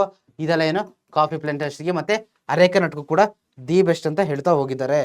So then what were the causes for India to have a static economy during British rule? Okay, British rule ಮಾಡಬೇಕಾದ್ರೆ ನಮ್ಮ ದೇಶವನ್ನ ಏನಾಗಿತ್ತು, ನಮ್ಮ ಒಂದು ಆರ್ಥಿಕ ಸ್ಥಿತಿ ಸ್ಟ್ಯಾಟಿಕ್ ಎಕಾನಮಿ ಅಂತಂದ್ರೆ ಬದಲಾವಣೆನೇ ಇಲ್ಲದೆ ಇರತಕ್ಕಂಥ ಎಕಾನಮಿ ಆಗಿತ್ತು. ಯಾಕೆಪ್ಪ ಅಂತಂದ್ರೆ ಒಂದು prolonged economic exploitation by the British leading to poverty. ಯಾಕೆ ಅಂತಂದ್ರೆ ಬ್ರಿಟಿಷರು ನಮ್ಮ ಮೇಲೆ ತುಂಬಾ ಶೋಷಣೆ ಮಾಡಿದ್ರು ಅಲ್ವಾ. ಸೊ ನಮ್ಮ ದೇಶದ ರಿಸೋರ್ಸ್ಗಳನ್ನೆಲ್ಲ ಕೊಳ್ಳೆ ಹೊಡೆಯೋದ್ರ ಪರಿಣಾಮವಾಗಿ ನಮ್ಮ ದೇಶ ಬಡತನ ಆಗ್ತಾ ಹೋಯ್ತು. ಇದು ಒಂದು ರೀಸನ್. ಆದ್ರೆ ಇನ್ನೊಂದು lack of nutritious food, health care ಮತ್ತೆ ಏನು ಇನ್ಕ್ರೀಸಿಂಗ್ ಮೋರ್ಟಾಲಿಟಿ ರೇಟ್ಸ್. ಅವಾಗ ಸಾವಿನ ಪ್ರಮಾಣ ಜಾಸ್ತಿ ಇತ್ತು. ಹೆಲ್ತ್ ಕೇರು ಮೆಡಿಕಲ್ ಫೆಸಿಲಿಟಿ ಅಷ್ಟಿರಲಿಲ್ಲ. ಆಮೇಲೆ ಒಳ್ಳೆ ಫುಡ್ ಕೂಡ ತುಂಬಾ ಜನಕ್ಕೆ ಸಿಗ್ತಾ ಇರಲಿಲ್ಲ. ಇದು ಒಂದು reason. Then capital scarcity due to poverty. Okay, ಬಂಡವಾಳದ ಕೊರತೆ ಇತ್ತು. ಯಾಕಂತಂದ್ರೆ ಬಡತನದ ಕಾರಣದಿಂದ. ಅದಾದ್ಮೇಲೆ use outdated product methods in agriculture and industry. ನೋಡಿ, ಅಗ್ರಿಕಲ್ಚರ್ ಮತ್ತೆ ಇಂಡಸ್ಟ್ರಿಗಳಲ್ಲಿ ಓಕೆ ಕೆಲವೊಂದು ವ್ಯಾಲ್ಯೂಡ್ ಇರ್ತಕ್ಕಂಥ ಏನು ಕೆಲವೊಂದು ಟೆಕ್ನಿಕ್ಗಳನ್ನು ಅಳವಡಿಸ್ಕೊಡ್ತಾ ಇದ್ರು. ಇದು ಕೂಡ ಒಂದು ಮೇನ್ ರೀಸನ್ ಅಲ್ಲಿ ಬರುತ್ತೆ. Clear? So then what are the reasons for India to transfer into a dynamic economy after independence? ನೋಡಿ, ಸೊ ಈಗ ಸ್ಟಾಟಿಕ್ ಎಕಾನಮಿ ನೋಡಿದ್ವಲ್ವಾ, ಅದಾದ್ಮೇಲೆ ಡೈನಾಮಿಕ್ ಎಕಾನಮಿ ಆಗಿ ಕನ್ವರ್ಟ್ ಆಯ್ತು ಪೋಸ್ಟ್ ಇಂಡಿಪೆಂಡೆನ್ಸ್, ಸ್ವಾತಂತ್ರ್ಯ ಬಂದಾದ್ಮೇಲೆ. ಅಂದ್ರೆ ಡೈನಾಮಿಕ್ ಎಕಾನಮಿ ಅಂದ್ರೆ ಸಮ್ ಚೇಂಜಸ್ ಇದೆ ಅಂತ, ಅಲ್ಲಿ ಚೇಂಜಸ್ ಇತ್ತು ಅಂತ. ಯಾವ ಕಾರಣಕ್ಕೆ? ನೋಡಿ, expansion of health care, reduced mortality and increase the life expectancy. ನೋಡಿ ಏನಾಗ್ತಾ ಹೋಯ್ತು, ಹೆಲ್ತ್ ಕೇರ್ ಫೆಸಿಲಿಟಿ ಅನ್ನೋದು ಜಾಸ್ತಿ ಆಗ್ತಾ ಹೋಯ್ತು. ಓಕೆ, ಯಾವಾಗ health care facility, medical facility, ಔಷಧಿ ಸೌಲಭ್ಯ ಜಾಸ್ತಿ ಆಗ್ತಾ ಹೋಯ್ತು, ಅವಾಗ ಏನಾಯ್ತು, ಈ ಡೆತ್ ಪ್ರಮಾಣ ಅನ್ನೋದು ತುಂಬಾ ಕಮ್ಮಿ ಆಗ್ತಾ ಹೋಯ್ತು. ಓಕೆ, ಮನುಷ್ಯರು ಬದುಕ್ತಕ್ಕಂಥ ಜೀವಿತಾವಧಿ ಪ್ರಮಾಣ ಜಾಸ್ತಿ ಆಗ್ತಾ ಹೋಯ್ತು. ಸೊ ದೆನ್ ಅದಾದ್ಮೇಲೆ increased capital investment through 5 year plus ಪಂಚವಾರ್ಷಿಕ ಯೋಜನೆಗಳ ಮುಖಾಂತರ ಏನ್ ಮಾಡೋರಪ್ಪ ಅಂತಂದ್ರೆ ಬಂಡವಾಳಗಳನ್ನ ಹೆಚ್ಚು ಇನ್ವೆಸ್ಟ್ ಮಾಡ್ತಾ ಹೋದ್ರು. ಸೊ ದೆನ್ ಅದಾದ್ಮೇಲೆ adaptation of modern technology in agriculture and industry. ನೋಡಿ, ಅದಾದ್ಮೇಲೆ ಈ ಒಂದು ಅಗ್ರಿಕಲ್ಚರ್ ಮತ್ತೆ ಏನು ಇಂಡಸ್ಟ್ರಿಗಳಲ್ಲಿ ಏನ್ ಮಾಡ್ತಾ ಹೋದ್ರು, ಒಂದು ಮಾಡರ್ನ್ ಟೆಕ್ನಾಲಜಿಗಳನ್ನ, ಆಧುನಿಕ ತಂತ್ರಜ್ಞಾನಗಳನ್ನ ಬಳಸ್ತಾ ಹೋದ್ರು. ಸೊ ಅದಾದ್ಮೇಲೆ ರೈಸಿಂಗ್ ಪ್ರೊಡಕ್ಷನ್ ಲೆವೆಲ್, ಉತ್ಪಾದನೆಗಳನ್ನ ಹೆಚ್ಚಿಗೆ ಮಾಡ್ತಾ ಹೋದ್ರು.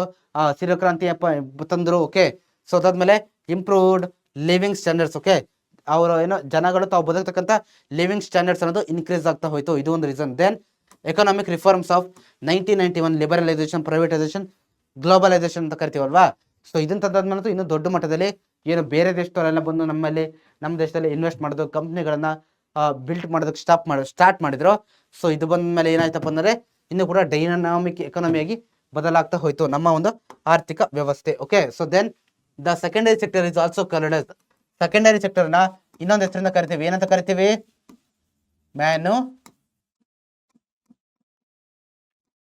ಮ್ಯಾನುಫ್ಯಾಕ್ಚರಿಂಗ್ ಸೆಕ್ಟರ್ ಅಂತ ಕರಿತಿಕೊಂಡ್ರಪ್ಪ. ಓಕೆ, ಮ್ಯಾನುಫ್ಯಾಕ್ಚರಿಂಗ್ ಸೆಕ್ಟರ್ ಅಂತ ಹೇಳ್ಬಿಟ್ಟು ನಾವು ಕರಿತೀವಿ. ಕ್ಲಿಯರ್?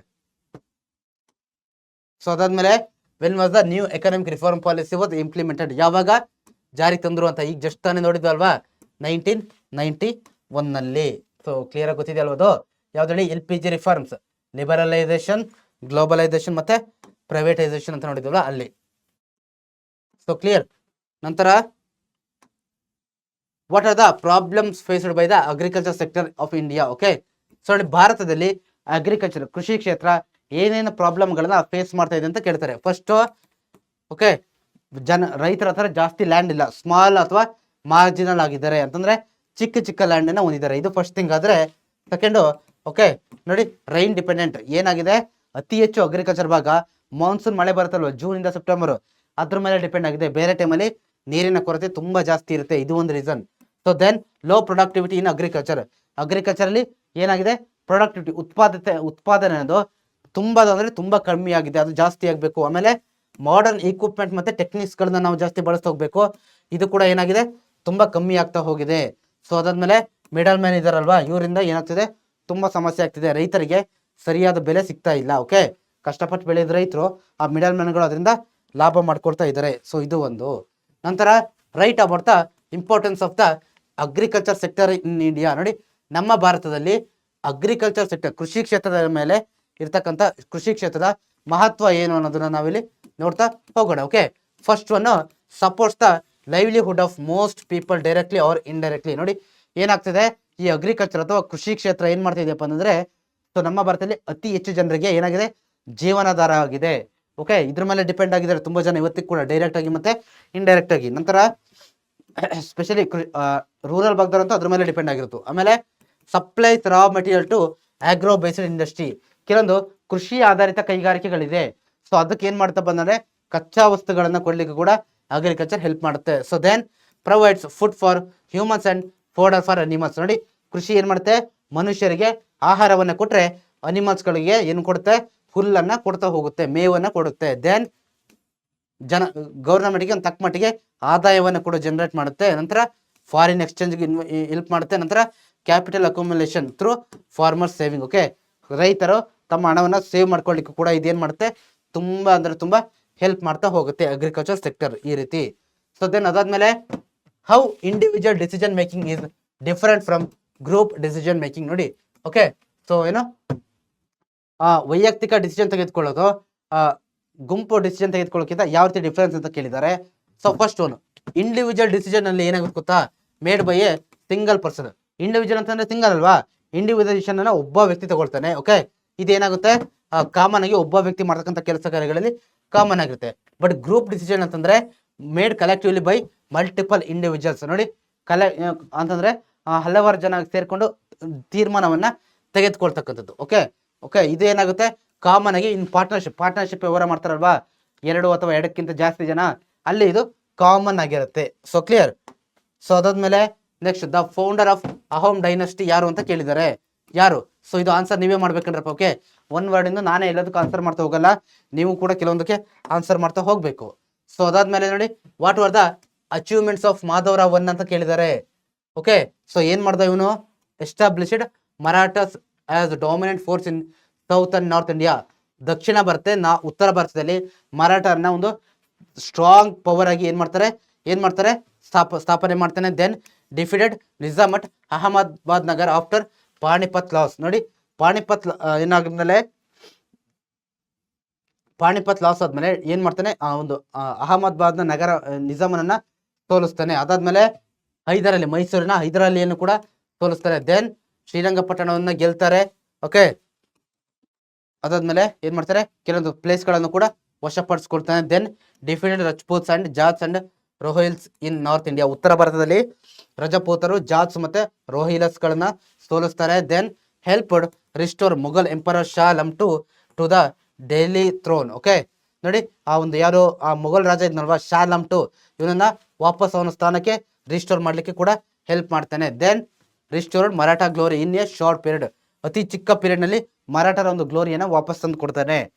ಸೊ ದೆನ್ ಅದಾದ್ಮೇಲೆ what are the major architectural constructions of ಮೊಘಲರ ಫೇಮಸ್ ಆರ್ಕಿಟೆಕ್ಚರ್ ಕನ್ಸ್ಟ್ರಕ್ಷನ್ಸ್ ಯಾವ್ದು, ವಾಸ್ತುಶಿಲ್ಪಗಳು ಯಾವ್ದು ಅಂತ ಕೇಳಿದರೆ. ಒಂದು, Shahjahan built, Akbar Mahal, Taj Mahal, Jahangir Mahal and forts in Agra. ನೋಡಿ, ಇಷ್ಟು ಪ್ಲೇಸ್ಗಳಲ್ಲಿ ಶಾಜಾನ್ ಇಷ್ಟೆಲ್ಲ ಕಟ್ಟಿಸ್ತಾನೆ. ದೆನ್ ಕನ್ಸ್ಟ್ರಕ್ಟೆಡ್ ಫೋರ್ಟ್ಸ್, ಕೋಟೆಗಳನ್ನ ಕಟ್ತಾರೆ. ಇಲ್ಲಿ ಲಾಹೋರ್, ಅಲಹಾಬಾದ್ ಅಲ್ಲಿ ಮತ್ತೆ ಆಗ್ರಾದಲ್ಲಿ ಕಟ್ತಾರೆ. Okay, so then built the red fort in Delhi. Okay, ದೆಹಲಿಯಲ್ಲಿ ಕೆಂಪು ಕೋಟೆನ ಕಟ್ತಾರೆ. ಅದಾದ್ಮೇಲೆ ರಂಗ್ ಮಹಲ್, ಮುಮ್ತಾಜ್ ಮಹಲ್, ಮೋತಿ ಮಸ್ಜಿದ್, ಇದೆಲ್ಲದನ್ನು ಕೂಡ ಏನ್ ಮಾಡ್ತಾರೆ, ಕನ್ಸ್ಟ್ರಕ್ಟ್ ಮಾಡ್ತಾ ಹೋಗ್ತಾನೆ. So then constructed the Jamia Masjid in ದೆಹಲಿಯಲ್ಲಿ ಜಾಮಿಯಾ ಮಸ್ಜಿದ್ ಕಟ್ತಾರೆ. ದೆನ್ ಅಕ್ಬರ್ ಸರಿನ್ಸಾದ construction of Daulat Khan.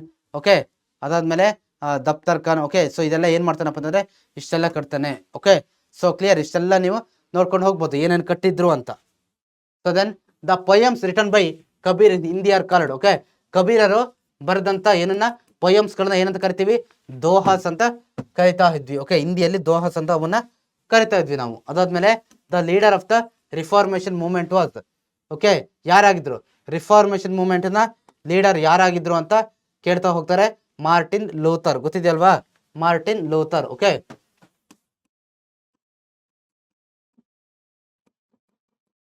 Martin Luther. So clear. So ನಂತರ describe the role of Martin Luther in the reformation movement. ನೋಡಿ, ಈ ಮಾರ್ಟಿನ್ ಲೂಥರ್ ಅವರ ಒಂದು ರೋಲ್ ಅನ್ನ ಬರೆಯಿರಿ ಅಂತ ಕೇಳ್ತಾರೆ ರಿಫಾರ್ಮೇಶನ್ ಮೂವ್ಮೆಂಟ್ ಅಲ್ಲಿ. ಸೊ ಮೊದಲನೇದಾಗಿ Martin Luther rejected the Catholic church doctrines and opposed the sale of indulgences in 1570. ನೋಡಿ, ಇವ್ರು ಏನ್ ಮಾಡ್ತಾರೆ, ಆ ಕ್ಯಾಥೋಲಿಕ್ ಚರ್ಚ್ನ ಸಿದ್ಧಾಂತಗಳು ಅವ್ರ ಏನೋ ಟೀಚಿಂಗ್ಸ್ ಇತ್ತಲ್ಲ ಅದನ್ನ ವಿರೋಧ ಮಾಡ್ತಾ ಹೋಗ್ತಾರೆ. ಓಕೆ, ಸೊ ಇವರು ಯಾವ್ದಕ್ಕೆ ಇದು ಮಾಡ್ತಾ ಇರ್ತಾರೆ, ಪ್ರೊಟೆಸ್ಟಾಂಟಿಸಮ್ ಅಂತ ಬರುತ್ತೆ, ಇದಕ್ಕೆ ಜಾಸ್ತಿ ಪ್ರಾಮುಖ್ಯತೆನ ಕೊಡ್ತಾ ಹೋಗ್ತಾರೆ. ಆಮೇಲೆ the Catholic church believed the pope and the power to reduce sinners punishment granted through Christ. Okay, missionaries good deeds. So ಇದಾದ್ಮೇಲೆ ಏನಾಗುತ್ತೆ, Luther fiercely opposed indulgence. Okay, so ಇದನ್ನ ಏನ್ ಮಾಡ್ತಾರೆ, ಆ ಒಂದು ಏನು ಆ ಕ್ಯಾಥೋಲಿಕ್ ಚರ್ಚ್ಗಳ ಒಂದು ನಂಬಿಕೆ ಏನಿತ್ತಲ್ವಾ ಇದನ್ನ ವಿರೋಧ ಮಾಡ್ತಾರೆ. ಸೊ ಅದಾದ್ಮೇಲೆ ಅವರ ಫಾಲೋವರ್ಸ್ ಏನಿದ್ವಲ್ವಾ ಅವ್ರನ್ನ ಪ್ರೊಟೆಸ್ಟೆಂಟ್ ಅಂತ ಕರೀತಾರೆ. Okay, comprising of the Germany. Okay, ನೋಡಿ ಜರ್ಮನಿಯ ಅರ್ಧಕ್ಕಿಂತ ಹೆಚ್ಚು ಜನ ಈ ಒಂದು ಪ್ರೊಟೆಸ್ಟೆಂಟ್ ಅನ್ನ ಫಾಲೋ ಮಾಡ್ತಾ ಇದ್ರು.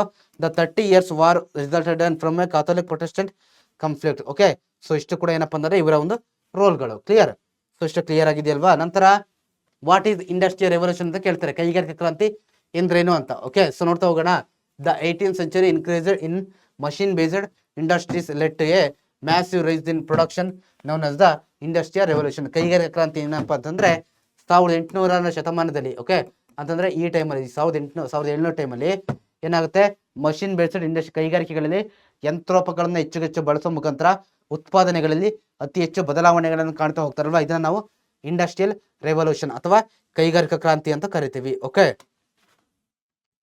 ಸೊ ಅದಾದ್ಮೇಲೆ mention the causes for American war of independence. ಅಮೆರಿಕದ ವಾರ್ ಆಫ್ ಇಂಡಿಪೆಂಡೆನ್ಸ್ಗೆ ಕಾರಣಗಳು ಏನು ಅಂತ ಕೇಳ್ತಾರೆ. Okay, so clear? ನೋಡ್ತಾ ಹೋಗೋಣ. ಒಂದು, ರೈಸ್ ಆಫ್ ನ್ಯಾಷನಲಿಸಮ್. ಏನ್ ಡೆವಲಪ್ಮೆಂಟ್ ಆಗಿರುತ್ತೆ ಅಮೆರಿಕನ್ನರಲ್ಲಿ, ರಾಷ್ಟ್ರೀಯತೆ ಭಾವನೆ ಅನ್ನೋದು ಗ್ರೋತ್ ಆಗಿರುತ್ತೆ. ಓಕೆ, ಸೊ ಅದಾದ್ಮೇಲೆ desire for independence in colonies. ನೋಡಿ ಆ ಟೈಮಲ್ಲಿ ಏನು ಬ್ರಿಟಿಷರ ವಂಡರ್ ಇತ್ತಲ್ವಾ ಅಮೆರಿಕ, ನಮಗೆ ರಾಷ್ಟ್ರೀಯತೆ ಭಾವನೆ ಅವರಲ್ಲಿ ಡೆವಲಪ್ ಆಗಿ ನಮಗೂ ಕೂಡ ಸ್ವತಂತ್ರ ರಾಷ್ಟ್ರ ಬೇಕು ಅನ್ನೋ ಒಂದು ಭಾವನೆ ಇರುತ್ತೆ. ಸೊ ಇದು. ನಂತರ impact of the 7 years war, ಆ ಒಂದು 7 ವರ್ಷದ ವಾರ ಏನ್ ನಡೆದಿರುತ್ತಲ್ವಾ ಅದು ಕೂಡ ಆಗಿರುತ್ತೆ. ಆಮೇಲೆ navigation acts and laws. Navigation act laws ಅಂತ ಬರುತ್ತೆ, ಇದು ಕೂಡ ಏನಾಗುತ್ತೆ, ಪ್ರಭಾವ ಬೀರುತ್ತೆ, ಕಾರಣ ಆಗುತ್ತೆ. Then influence of writers like Thomas Paine, John Adams, Samuel Adams, John Edward Coke, Benjamin Franklin.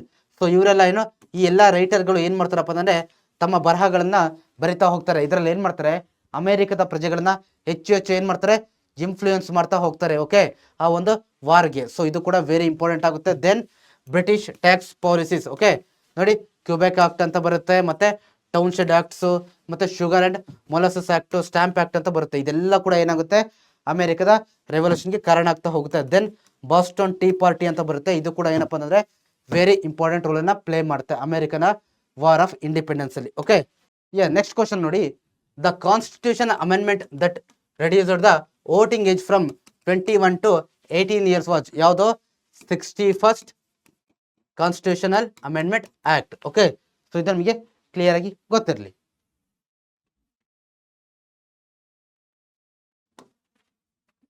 Name any 6 national political parties ಅಂತ ಕೇಳ್ತಾರೆ.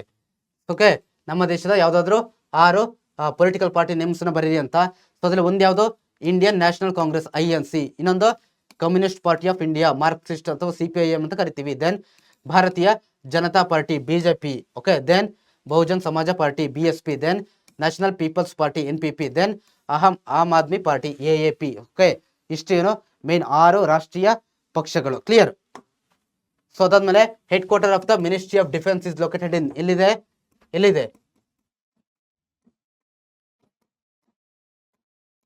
ನ್ಯೂ ಡೆಲ್ಲಿ, ನವದೆಹಲಿಯಲ್ಲಿ ಇದೆ ಕಣ್ರಪ್ಪ. So clear? ಸೊ ಅದಾದ್ಮೇಲೆ name the commands of the Indian army. So ಭಾರತೀಯ ಒಂದು ಆರ್ಮಿಯ commands ಗಳು ಯಾರ್ಯಾರು ಅಂತ ಕೇಳಿದರೆ ಬರೀರಿ ಅಂತ. Okay, first northern command. Okay, ಉದಂಪುರದಲ್ಲಿ ಇರೋದು. ಆಮೇಲೆ ಸೊ ನೋಡಿ ಯಾವ ಕಮಾಂಡ್ ಎಲ್ಲೆಲ್ಲಿದೆ ಮತ್ತೆ ಪ್ಲೇಸ್ ಕೂಡ ಹಾಕಿದ್ದೀನಿ. Southern command, eastern command, western command, south western, central ಮತ್ತೆ ಟ್ರೈನಿಂಗ್ ಕಮಾಂಡ್ ಅಂತ ಬರುತ್ತೆ. ಇಷ್ಟು ಕೂಡ ವೆರಿ ಇಂಪಾರ್ಟೆಂಟ್ ಕಂಡ್ರಪ್ಪ. ಓಕೆ, ಸೊ ದೆನ್ ಇದಾದ್ಮೇಲೆ ನೇಮ್ ದ ನ್ಯಾಷನಲ್, ಸಾರಿ ಇದು ಸ್ವಲ್ಪ ಕ್ವಶನ್ ಸ್ವಲ್ಪ ಮಿಸ್ಟೇಕ್ ಆಗಿದೆ. ಓಕೆ, ಕ್ವಶನ್ ಸ್ವಲ್ಪ ಮಿಸ್ಟೇಕ್ ಆಗಿದೆ ಇದು. Name the factors which okay emphasis national unity. Okay, ಇದೊಂದು ಸ್ವಲ್ಪ ಮಿಸ್ ಆಗಿದೆ, ಸರಿ ಮಾಡ್ಕೊಳ್ಳಿ. ನ್ಯಾಷನಲ್ ಯೂನಿಟಿ ಏನು ಅಂತ ಕೇಳ್ತಾರೆ. ಓಕೆ, ಫಸ್ಟ್ ಒಂದು ನೋಡಿ, ಏನು ಸೆಕ್ಯುಲರಿಸಮ್, ಜಾತ್ಯತೀತ ಪ್ರಿನ್ಸಿಪಲ್ ಇದೆಯಲ್ವಾ, ಇದು ಏನಪ್ಪಾ ಅಂತಂದ್ರೆ ನ್ಯಾಷನಲ್ ಯೂನಿಟಿ ಅಂತಂದ್ರೆ ಏನು ಹೇಳಿ, ರಾಷ್ಟ್ರೀಯವಾಗಿ ನಾವೆಲ್ಲರೂ ಒಂದೇ, ನಾವೆಲ್ಲರೂ ಕೂಡ ಏಕತೆಯಿಂದ ಇರ್ಲಿಕ್ಕೆ ಯಾವ ಅಂಶಗಳು ಪ್ರಭಾವ ಬೀರುತ್ತೆ ಅಂತ ಕೇಳಿದರೆ, ಒಂದು ಸೆಕ್ಯುಲರಿಸಮ್ ಆಯ್ತಾ, ಇನ್ನೊಂದು ಒಂದು ಸೆಕ್ಯುಲರಿಸಮ್ ಅಂತಂದ್ರೆ ಎಲ್ಲಾ ಧರ್ಮದವರು ಈಕ್ವಲ್ ಆಗಿ ನೋಡ್ತಕ್ಕಂಥ ಈ ಪ್ರಿನ್ಸಿಪಲ್. ಆಮೇಲೆ ಡೆಮೋಕ್ರಸಿ, ಪ್ರಜಾಪ್ರಭುತ್ವ. ಸೊ ದೆನ್ ಅದಾದ್ಮೇಲೆ ನ್ಯಾಷನಲ್ ಫೆಸ್ಟಿವಲ್ಸ್ಗಳು, ರಾಷ್ಟ್ರೀಯ ಹಬ್ಬಗಳು ಬರುತ್ತೆ ಅದು. ಆಮೇಲೆ ನ್ಯಾಷನಲ್ ಸಿಂಬಲ್ಸ್, ರಾಷ್ಟ್ರೀಯ ಪ್ರಾಣಿ ಪಕ್ಷಿ ಅದೆಲ್ಲ. ಆಮೇಲೆ ಇಂಟರ್ ಡಿಪೆಂಡೆನ್ಸ್, ಪರಸ್ಪರ ಅವಲಂಬನೆ. ದೆನ್ ಕಮ್ಯುನಿಕೇಶನ್ ಸಿಸ್ಟಮ್ ಮತ್ತೆ ಮಾಸ್ ಮೀಡಿಯಾ. ಇಷ್ಟು ಕೂಡ ಏನಾಗಿದೆ, ನ್ಯಾಷನಲ್ ಯೂನಿಟಿಯನ್ನ ಒಟ್ಟುಗೂಡಿಸ್ಲಿಕ್ಕೆ ತುಂಬಾ ಹೆಲ್ಪ್ ಮಾಡ್ತಾ ಇದೆ. ಸೊ ದೆನ್ ಅದಾದ್ಮೇಲೆ what are the factor that faster unity in diversity in India. Okay, ಯಾವ್ಯಾವ ಅಂಶಗಳು ನಮ್ಮ ಒಂದು ಭಾರತದಲ್ಲಿ ಏನು ವಿವಿಧತೆಯಲ್ಲಿ ಏಕತೆಯನ್ನು ಕಾಣಲಿಕ್ಕೆ ಹೆಲ್ಪ್ ಮಾಡುತ್ತೆ ಅಂತ. ಒಂದು ಜಿಯೋಗ್ರಫಿಕಲ್ ಯೂನಿಟಿ, ಭೌಗೋಳಿಕವಾಗಿ ನಾವು ಏಕತೆಯನ್ನು ಸಾಧಿಸಬೇಕಂತಂದ್ರೆ ಒಂದು from the Himalayas to Kanyakumari India's diverse landscape unites people. Okay, ಏನ್ ಮಾಡ್ತಾ ಇದೆ, ಜಿಯೋಗ್ರಫಿಕಲಿ ನಾವು ಎಲ್ಲಿದ್ದೀವಿ, ಕನ್ಯಾಕುಮಾರಿಯಿಂದ ಎಲ್ಲಿವರೆಗೂ ವಿಸ್ತರಣೆ ಆಗಿದ್ವಿ, ಹಿಮಾಲಯವರೆಗೂ ಏನು ವಿಸ್ತರಣೆ ಆಗಿದೆಯಲ್ವಾ ನಮ್ಮ ದೇಶ, ಇದು ಒಂದು ಮೊದಲನೇದಾಗಿ ಏಕತೆಯನ್ನು ತಿಳಿಸುತ್ತೆ ಭೌಗೋಳಿಕವಾಗಿ. ನಂತರ ಪೊಲಿಟಿಕಲ್ ಯೂನಿಟಿ, ರಾಜಕೀಯ ಏಕತೆ ಅಂತ ಬಂದಾಗ A single constitution. Okay, single constitution. Okay, ಏನೋ ಒಂದೇ ಒಂದು ಸಂವಿಧಾನ ಇದೆ ಇಡೀ ದೇಶದಾದ್ಯಂತ, ಇದು ಏಕತೆಗೆ ವೆರಿ ಇಂಪಾರ್ಟೆಂಟ್ ಆಗಿದೆ. ಆಮೇಲೆ ಪ್ರಜಾಪ್ರಭುತ್ವ ಸಿಸ್ಟಮ್, ಲೀಗಲ್ ಸಿಸ್ಟಮ್ಸ್ ಮತ್ತೆ ಎಜುಕೇಶನ್ ಫ್ರೇಮ್ವರ್ಕ್ ಎಲ್ಲ ಏನಿದೆಯಲ್ವಾ, ಕೆಲವು ರೂಲ್ಸ್ ರೆಗ್ಯುಲೇಷನ್ಸ್ ಎಂಟೈರ್ ದೇಶದೆಲ್ಲೆಡೆ ಏನಿದೆ ಒಂದೇ ಆಗಿದೆ, ಡಿಫ್ರೆನ್ಸ್ ಏನಿಲ್ಲ ಇದು. ನಂತರ ರಿಲಿಜಿಯಸ್ ಯೂನಿಟಿ, ಏನಪ್ಪ ಅಂದ್ರೆ ಧಾರ್ಮಿಕ ವಿಚಾರಗಳಲ್ಲಿ ಏಕತೆ ಯಾವ ರೀತಿ ಇದೆ ಅಂತಂದ್ರೆ India is home to various religions like Hinduism, Islamism, Christianity and Sikhism, Jainism and others, fostering inclusivity. Okay, so ನೋಡಿ ನಮ್ಮ ಭಾರತದಲ್ಲೂ ಕೂಡ Hindu, Islam, Christianity, Sikhism, Jainism ಇಷ್ಟೆಲ್ಲ ಧರ್ಮಗಳಿದ್ರು ನಾವೇನಾಗಿದ್ದೀವಿ ಎಲ್ಲರೂ ಕೂಡ ಒಗ್ಗಟ್ಟಾಗಿ ಏಕತೆಯಿಂದ ಇದೀವಿ ಅಲ್ವಾ. ಸೊ ಇದು ಒಂದು ಮೇನ್ ರೋಲು. ನಂತರ ಲಿಂಗ್ವಿಸ್ಟಿಕ್ ಯೂನಿಟಿ ಅಂತ ಬಂದಾಗ ಸೊ ನಮ್ಮ ದೇಶದಲ್ಲಿ ಏನಿದೆ ಹಿಂದಿ, ಇಂಗ್ಲಿಷ್ ಲ್ಯಾಂಗ್ವೇಜ್ ಇದೆ, ಆಮೇಲೆ ಬೇರೆ ಬೇರೆ ಹಲವಾರು ಲ್ಯಾಂಗ್ವೇಜ್ಗಳಿದೆ ಅಲ್ವಾ. ಸೊ ಸಂವಿಧಾನದ ಒಂದು ಇಂಟರ್ನೆಟ್ ಶೆಡ್ಯೂಲಲ್ಲಿ 22 ಲ್ಯಾಂಗ್ವೇಜಸ್ ಇದೆ. ಅಷ್ಟೆಲ್ಲ ಇದ್ರೂ ಕೂಡ ನಾವೆಲ್ಲ ಕೂಡ ನೋಡಿ ಏನು ಬೇರೆ ಬೇರೆ ಅನ್ನೋದು ಬರಲ್ಲ. ಸೊ ಓಕೆ, ಸೊ ನಾವೆಲ್ಲರೂ ಕೂಡ ಒಟ್ಟಾಗಿದ್ವಿ. ಆಮೇಲೆ cultural unity, okay, shared traditions and festival strength and national bonds. Okay, ಸಾಂಸ್ಕೃತಿಕ ವಿಚಾರಗಳಲ್ಲೂ ಕೂಡ ಪ್ರತಿಯೊಂದು ಧರ್ಮದವರು ಕೂಡ ಅವರದ್ದೇ ಆಗಿರ್ತಕ್ಕಂಥ ಬೇರೆ ಬೇರೆ ಆಚಾರ ವಿಚಾರಗಳನ್ನ ಫಾಲೋ ಮಾಡ್ಕೊಂಡು ಏನ್ ಮಾಡ್ತಾರಪ್ಪ ಅಂತಂದ್ರೆ ಏನ್ ಮಾಡ್ತಾರೆ, ಏಕತೆಯನ್ನು ಸಾರ್ತಾ ಹೋಗ್ತಾರೆ. ಅವರು ಈ ಬೇರೆಯವರ ಒಂದು ಹಬ್ಬ ಹರಿದಿನಗಳಿಗೆ ನಾವು ಸಪೋರ್ಟ್ ಮಾಡ್ತೀವಿ, ನಮ್ಮ ಒಂದು ಹಬ್ಬ ಹರಿದಿನಗಳಿಗೆ ಅವ್ರು ಸಪೋರ್ಟ್ ಮಾಡ್ತಾರೆ, ಈ ರೀತಿ. ಕ್ಲಿಯರ್? ಸೊ ನಂತರ explain the importance of study of international relations. ಅಂತಾರಾಷ್ಟ್ರೀಯ ಸಂಬಂಧಗಳನ್ನ ಏನು ಸ್ಟಡಿ ಮಾಡೋದ್ರ ಪ್ರಾಮುಖ್ಯತೆ ಏನು ಅಂತ ಕೇಳ್ತಾರೆ. ಯಾಕೆ ನಾವು ಅಂತಾರಾಷ್ಟ್ರೀಯ ವಿಚಾರಗಳನ್ನ ಸ್ಟಡಿ ಮಾಡ್ಬೇಕಂತ. ಒಂದು, introduces the realistic nature of global politics. ಇದೇನ್ ಮಾಡುತ್ತೆ, ಅಂತಾರಾಷ್ಟ್ರೀಯ ವಿಚಾರಗಳ ಬಗ್ಗೆ ತಿಳಿಯೋದ್ರಿಂದ ಒಂದು ಜಾಗತಿಕವಾಗಿ ರಾಜಕೀಯ ಯಾವ ಲೆವೆಲ್ಗಿದೆ ಅನ್ನೋದನ್ನ ಇಲ್ಲಿ ನಾವು ಮೊದಲನೇದಾಗಿ ನೋಡ್ತಾ ಹೋಗ್ಬೋದು. ಓಕೆ, ಗ್ಲೋಬಲ್ ಪೊಲಿಟಿಕ್ಸ್, ಅಂತಾರಾಷ್ಟ್ರೀಯ ಮಟ್ಟದ ಒಂದು ರಾಜಕೀಯ ಸಿಸ್ಟಮ್ ಬಗ್ಗೆ ನಾವು ನೋಡ್ತಾ ಹೋಗ್ಬೋದು. ಸೊ ದೆನ್ ಅದಾದ್ಮೇಲೆ helps understand national interest. Okay, ಏನಾಗುತ್ತೆ ಆ ಒಂದು ರಾಷ್ಟ್ರದ ಗುರಿ, ಇಂಟ್ರೆಸ್ಟ್ ಯಾವ ವಿಚಾರವಾಗಿದೆ ಅನ್ನೋದನ್ನ ಕೂಡ ನಾವು ಈ ಅಂತಾರಾಷ್ಟ್ರೀಯ ಸಂಬಂಧಗಳ ಬಗ್ಗೆ ಡಿಸ್ಕಷನ್ ಮಾಡೋದ್ರಿಂದ ನೋಡ್ಬೋದು. ಕೆಲವೊಂದು ದೇಶಗಳಲ್ಲಿ ಏನೇನು ಇಂಟ್ರೆಸ್ಟ್ ಇದೆ, ಆ ದೇಶಗಳು ಯಾವ ವಿಚಾರಕ್ಕೆ ಜಾಸ್ತಿ ಪ್ರಿಫರೆನ್ಸ್ ಕೊಡ್ತಾ ಇದೆ ಅನ್ನೋದನ್ನ ನೋಡ್ಬೋದು. Then provides knowledge about global challenges. ಆಮೇಲೆ ಜಾಗತಿಕ ಮಟ್ಟದಲ್ಲಿ ಪ್ರಪಂಚದಾದ್ಯಂತ ಏನೇನು ಚಾಲೆಂಜಸ್ಗಳಿದೆ, ಸಮಸ್ಯೆಗಳಿದೆ ಅನ್ನೋದನ್ನ ಕೂಡ ನಾವಿಲ್ಲಿ ತಿಳ್ಕೊಳ್ತಾ ಹೋಗ್ಬೋದು. Then awakens global consciousness. ನೋಡಿ, ಜಾಗತಿಕವಾಗಿ ಒಂದು ಏನು ಕಾನ್ಶಿಯಸ್ನೆಸ್, ಅರಿವನ್ನ ಮೂಡಿಸ್ತಾ ಹೋಗುತ್ತೆ. So then highlights the importance of foreign policy. ಅಂತಾರಾಷ್ಟ್ರೀಯ ಒಂದು ನೀತಿಯ ಬಗ್ಗೆ ಅದರ ಇಂಪಾರ್ಟೆನ್ಸ್ ಏನು ಅನ್ನೋದನ್ನ ಇಂಟರ್ನ್ಯಾಷನಲ್ ರಿಲೇಷನ್ಸ್ ತೋರಿಸ್ತಾ ಹೋಗುತ್ತೆ. ಸೊ ದೆನ್ ಅದಾದ್ಮೇಲೆ ಫೆಸಿಲಿಟೇಟ್ಸ್ ಅಂಡರ್ಸ್ಟ್ಯಾಂಡಿಂಗ್ ಇಂಟರ್ನ್ಯಾಷನಲ್ ಆರ್ಗನೈಸೇಷನ್ಸ್. ನೋಡಿ, ಇಂಟರ್ನ್ಯಾಷನಲ್ ಆರ್ಗನೈಸೇಷನ್ಸ್ ಏನಿದೆ ಅದನ್ನ ಫೆಸಿಲಿಟೇಟ್ ಮಾಡ್ತಾ ಹೋಗುತ್ತೆ. ಓಕೆ, ಸೊ ಏನು ಬೇರೆ ಬೇರೆ ಆರ್ಗನೈಸೇಷನ್ಸ್ ಎಲ್ಲ ಇದೆಯಲ್ವಾ, ಅದ್ರ ಬಗ್ಗೆ ತಿಳ್ಕೊಳ್ತಾ ಹೋಗ್ಬೋದು, ಅದು ಯಾವ ರೀತಿ ವರ್ಕ್ ಮಾಡುತ್ತೆ ಅದೆಲ್ಲದನ್ನು ಕೂಡ ನಾವಿಲ್ಲಿ ಡಿಸ್ಕಷನ್ ಮಾಡ್ತಾ ಹೋಗ್ಬೋದು. ಸೊ ದೆನ್ ಅದಾದ್ಮೇಲೆ ವಾಟ್ ಈಸ್ ಸೋಷಿಯಲೈಸೇಷನ್ ಅಂತ ಕೇಳ್ತಾರೆ. ಸಾಮಾಜೀಕರಣ ಎಂದ್ರೆ ಏನು ಅಂತ. The process by which a child grows and develops into a social being is called socialisation. ನೋಡಿ, ಒಂದು ಮಗು ಓಕೆ ಚಿಕ್ಕವನಾಗಿದ್ದರಿಂದ ಅವನು ಒಂದು ಅಡಲ್ಟ್ ವ್ಯಕ್ತಿ ಆಗೋವರೆಗೂ ಆ ಒಂದು ಸ್ಟೇಜ್ ಇದೆಯಲ್ವಾ, ಅದನ್ನು ನಾವು ಸಾಮಾಜೀಕರಣ ಅಂತ ಹೇಳ್ಬಿಟ್ಟು ನಾವು ಅದು ಸೋಷಿಯಲೈಸೇಷನ್ ಅಂತ ನಾವು ಕರಿತಾ ಹೋಗ್ತೀವಿ. Okay, then name the categories of tribal people found in India. Okay, tribal ಪೀಪಲ್ಗಳು ಭಾರತದಲ್ಲಿ ಕಂಡು ಬರ್ತಕ್ಕಂಥ ಟ್ರೈಬಲ್ ಪೀಪಲ್ಗಳು ಏನೇನಂತ ಕೇಳಿದರೆ, ಒಂದು north east zone tribals. Okay, Garo, Limbu ಮತ್ತೆ ಚಿಕ್ಮಾ. ಮತ್ತೆ ಸೆಂಟ್ರಲ್ ಝೋನ್ ಅಲ್ಲಿ ಓಕೆ, ನಾರ್ತ್ ಈಸ್ಟ್ ಅಂದ್ರೆ ಏನ್ ಹೇಳಿ, ನಾರ್ತ್ ಈಸ್ಟ್ ಅಂದ್ರೆ ನೋಡ್ತಾ ಹೋಗೋಣ. ಫಸ್ಟ್ ನಿಮಗೆ ಜಸ್ಟ್ ನಾನು ಒನ್ ಶಾರ್ಟ್ ಲೆಕ್ಚರ್ ಎಕ್ಸ್ಪ್ಲೈನ್ ಮಾಡಿದ್ದೀನಿ, ಬಟ್ ನಿಮ್ಮ ಒಂದು ರೆಫರೆನ್ಸ್ಗೆ ನಾನು ಆಗ್ತಾ ಇರೋದು. ಓಕೆ,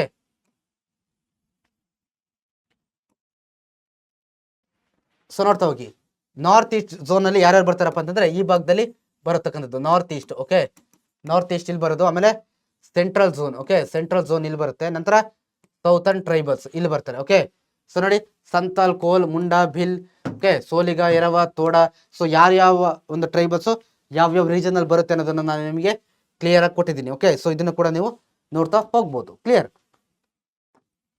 ಅದಾದ್ಮೇಲೆ rural community is significant in India how ಅಂತ ಕೇಳ್ತಾರೆ.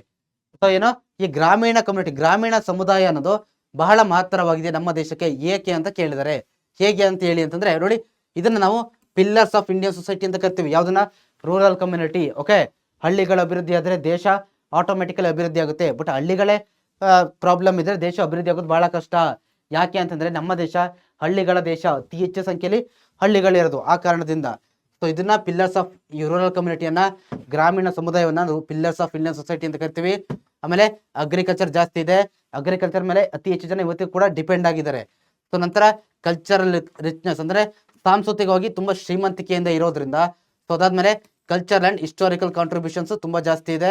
ಆಮೇಲೆ ಸೋಷಿಯಲ್ ಆರ್ಗನೈಸೇಷನ್ಸ್ ಕೂಡ ಇರೋದ್ರಿಂದ. ಓಕೆ, ಇಷ್ಟೆಲ್ಲ ಕಾರಣಗಳಿಂದ ನಾವು ರೂರಲ್ ಕಮ್ಯುನಿಟಿಯನ್ನ ತುಂಬಾ ಸಿಗ್ನಿಫಿಕೆಂಟ್ ಆಗಿ ನೋಡ್ತಾ ಹೋಗ್ಬೋದು. ಆಮೇಲೆ why's Karnataka the land of gold ಅಂತ ಕರಿತೀವಿ. ಓಕೆ, ಯಾಕೆ ಕರಿತೀವಪ್ಪ ಅಂದ್ರೆ ಎರಡು ಪ್ರಮುಖ ಗೋಲ್ಡ್ ಮೈನ್ಗಳು ಕಂಡು ಬರುತ್ತೆ. ಯಾವುದು?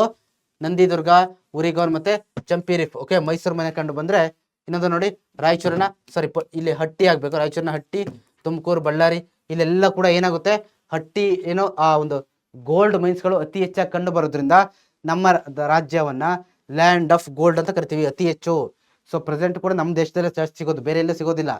ಓಕೆ, ನಂತರ ಮೇಜರ್ ಪೋರ್ಟ್ಸ್ ಗಳನ್ನ ಏನ್ ಮಾಡಿ 5 ಮಾರ್ಕ್ಸ್ ಕೇಳ್ತಾರಪ್ಪ ಇದು. ಓಕೆ, ಮೇಜರ್ ಪೋರ್ಟ್ಸ್ ಗಳನ್ನ ಭಾರತದ ಮ್ಯಾಪ್ ಅಲ್ಲಿ ಲೊಕೇಟ್ ಮಾಡಿ ಅಂತ ಕೇಳ್ತಾರೆ. ಓಕೆ, ಕಾರವಾರ ಬಂದರು, ಹೊನ್ನಾವರ ಬಂದರು, ಓಕೆ, ಕುಂದಾಪುರ ಬಂದರು, ಮಲ್ಪೆ ಬಂದರು, ಮತ್ತೆ ನವಮಂಗಳೂರು ಬಂದರು. ಇಷ್ಟು ನಿಮಗೆ ಕ್ಲಿಯರ್ ಆಗಿ ಗೊತ್ತಿರಲಿ. ಕ್ಲಿಯರ್, ಇಷ್ಟು ಕೂಡ ವೆರಿ ಇಂಪಾರ್ಟೆಂಟ್. ದೆನ್ ಸೊ ನೋಡಿ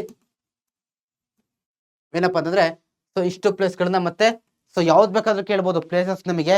ನೋಡಿ ಇಷ್ಟು ಪ್ಲೇಸ್ಗಳನ್ನ ಮಾರ್ಕ್ ಮಾಡಿ ಅಂತ ಕೇಳ್ತಾರೆ ಮ್ಯಾಪ್ ಅಲ್ಲಿ. ಭದ್ರಾವತಿ. ಓಕೆ, ಸೊ ಭದ್ರಾವತಿ ಎಲ್ಲಿದೆ? ಒಂದು ಇಲ್ಲಿದೆ ಅಲ್ವಾ, ಇದು ಒಂದು ಭದ್ರಾವತಿ ಇಲ್ಲಿ. ಸೊ ನಂತರ ಮ್ಯಾಂಚೆಸ್ಟರ್ ಆಫ್ ಕರ್ನಾಟಕ, ಇದು 2. ಕ್ಲಿಯರ್. ಸೊ ನಂತರ ಸಿಲಿಕಾನ್ ವ್ಯಾಲಿ 3ನೇದು. ಕ್ಲಿಯರ್, 3ನೇದು ಸಿಲಿಕಾನ್ ವ್ಯಾಲಿ. ನಂತರ 4ನೇದು ಬೆಳಗಾವಿ. ಓಕೆ, ಬೆಳಗಾವಿ ಇಲ್ಲಿ ಬರುತ್ತೆ. ಸೊ ಕ್ಲಿಯರ್ ಆಗಿದೆ ಅಲ್ವಾ? ನಂತರ analyse the factors necessary for growth of tourism. Okay, ಒಂದು ಪ್ರವಾಸೋದ್ಯಮ ಉತ್ತೇಜನ ಆಗ್ಬೇಕು, ಗ್ರೋತ್ ಆಗ್ಬೇಕಂತಂದ್ರೆ ಅಲ್ಲಿ ಯಾವ್ಯಾವ ಅಂಶಗಳು ಪ್ರಮುಖವಾಗಿ ಬೇಕು ಅಂತ ಕೇಳ್ತಾರೆ. ಒಂದು ಬೇಸಿಕ್ ಇನ್ಫ್ರಾಸ್ಟ್ರಕ್ಚರ್, ಮೂಲಭೂತವಾಗಿ ಏನೋ ಇನ್ಫ್ರಾಸ್ಟ್ರಕ್ಚರ್, ರಸ್ತೆ ಅದಂತೂ ಇರಲೇಬೇಕು. ಆಮೇಲೆ ಕ್ಲೀನ್ಲಿನೆಸ್ ಮತ್ತೆ ಹೈಜೀನ್ ಅಂತ ಹೇಳ್ತಾರೆ, ಸ್ವಚ್ಛತೆ, ಶೌಚ ಆ ಒಂದು ಸ್ವಚ್ಛವಾಗಿರ್ಲೇಬೇಕು ಆ ಪ್ಲೇಸು. ಅದಾದ್ಮೇಲೆ ಹೈಜೀನ್, ಮೆಡಿಕಲ್ ಫೆಸಿಲಿಟಿ, ಉತ್ತಮ ಆಸ್ಪತ್ರೆ ಮತ್ತೆ ಮೆಡಿಕಲ್ ಫೆಸಿಲಿಟಿ ಇರ್ಬೇಕಂತ ಹೇಳ್ತಾರೆ. ಸೊ ಅದಾದ್ಮೇಲೆ ಫುಡ್ ಮತ್ತೆ ಎಸೆನ್ಷಿಯಲ್ ಸಪ್ಲೈಸ್, ಆಹಾರ ಮತ್ತೆ ಉತ್ತಮ ಒಂದು ಏನಿರಬೇಕು ಫುಡ್ ಮತ್ತೆ ಹೋಟೆಲ್ಗಳ ಸೌಲಭ್ಯ ಕೂಡ ಇರಬೇಕು. ಆಮೇಲೆ ಗೈಡೆನ್ಸ್ ಮತ್ತೆ ಸೇಫ್ಟಿ, ಗೈಡೆನ್ಸ್ ಇರಬೇಕು. ಓಕೆ, ಗೈಡೆನ್ಸ್ ಆ ಒಂದು ಜಾಗದ ಬಗ್ಗೆ ಗೈಡೆನ್ಸ್ ಮಾಡ್ಲಿಕ್ಕೆ ಕೂಡ ಕೆಲವೊಂದು ಏನೋ ಅಂಶಗಳಿರ್ಬೇಕು. ಆಮೇಲೆ ಸೆಕ್ಯೂರಿಟಿ, ರಕ್ಷಣೆ ಇರಬೇಕು, ವೆರಿ ಇಂಪಾರ್ಟೆಂಟ್ ಸ್ಪೆಷಲಿ ಮಹಿಳೆಯರಿಗೆ. ಆಮೇಲೆ ಅಡಿಕ್ಯೂಟ್ ಟ್ರಾನ್ಸ್ಪೋರ್ಟ್ ಫೆಸಿಲಿಟಿ, ಸಾರಿಗೆ ವ್ಯವಸ್ಥೆ ಅಂತೂ ಉತ್ತಮವಾಗಿ ಅತ್ಯುತ್ತಮವಾಗಿರ್ಬೇಕಂಡ್ರಪ್ಪ. ಓಕೆ, ಇಷ್ಟು ಕೂಡ ಏನು ವೆರಿ ಇಂಪಾರ್ಟೆಂಟ್ ರೋಲ್ ಅನ್ನ ಪ್ಲೇ ಮಾಡ್ತಾ ಹೋಗುತ್ತೆ. Okay, so then name the types of banks ಅಂತ ಕೇಳ್ತಾರೆ. ಟೈಪ್ಸ್ ಆಫ್ ಬ್ಯಾಂಕ್ಸ್ ಯಾವ್ದಾದ್ರು ಇದೆ ಅಂತ. ಮುಂದೆ ನೋಡಿ ಇಂಡಸ್ಟ್ರಿಯಲ್ ಬ್ಯಾಂಕ್ಸ್ ಇದೆ, ಆಮೇಲೆ ಕ್ರೆಡಿಟ್ ಕಾರ್ಡು. ಓಕೆ, ಇಲ್ಲೆಲ್ಲ ಕೊಟ್ಟಿದ್ದೀನಿ ನೋಡಿ. Land mortgage bank, cooperative bank, savings bank, exchange bank, credit ಮತ್ತೆ ಇನ್ವೆಸ್ಟ್ಮೆಂಟ್ ಬ್ಯಾಂಕು, ಇಷ್ಟೆಲ್ಲ ಕೂಡ ಏನು ಆಗಬೇಕು, ಇರಲೇಬೇಕು. ಓಕೆ, ಟೈಪ್ಸ್ ಆಫ್ ಬ್ಯಾಂಕ್ಗಳು ಇಷ್ಟೆಲ್ಲ ಕೂಡ ಇರಲೇಬೇಕಪ್ಪ. ಸೊ ನಂತರ ನೋಡಿ list out the advantages and disadvantages of division of labour. Okay, ಶ್ರಮ ವಿಭಜನೆಯ ಅಡ್ವಾಂಟೇಜ್ ಮತ್ತೆ ಡಿಸ್ಅಡ್ವಾಂಟೇಜ್ ಏನು ಅಂತ ಕೇಳಿದ್ದಾರೆ. ಓಕೆ, ಸೊ ಏನು ಮೊದಲನೇದಾಗಿ ಇನ್ಕ್ರೀಸಸ್ ಲೇಬರ್ ಎಫಿಷಿಯನ್ಸಿ.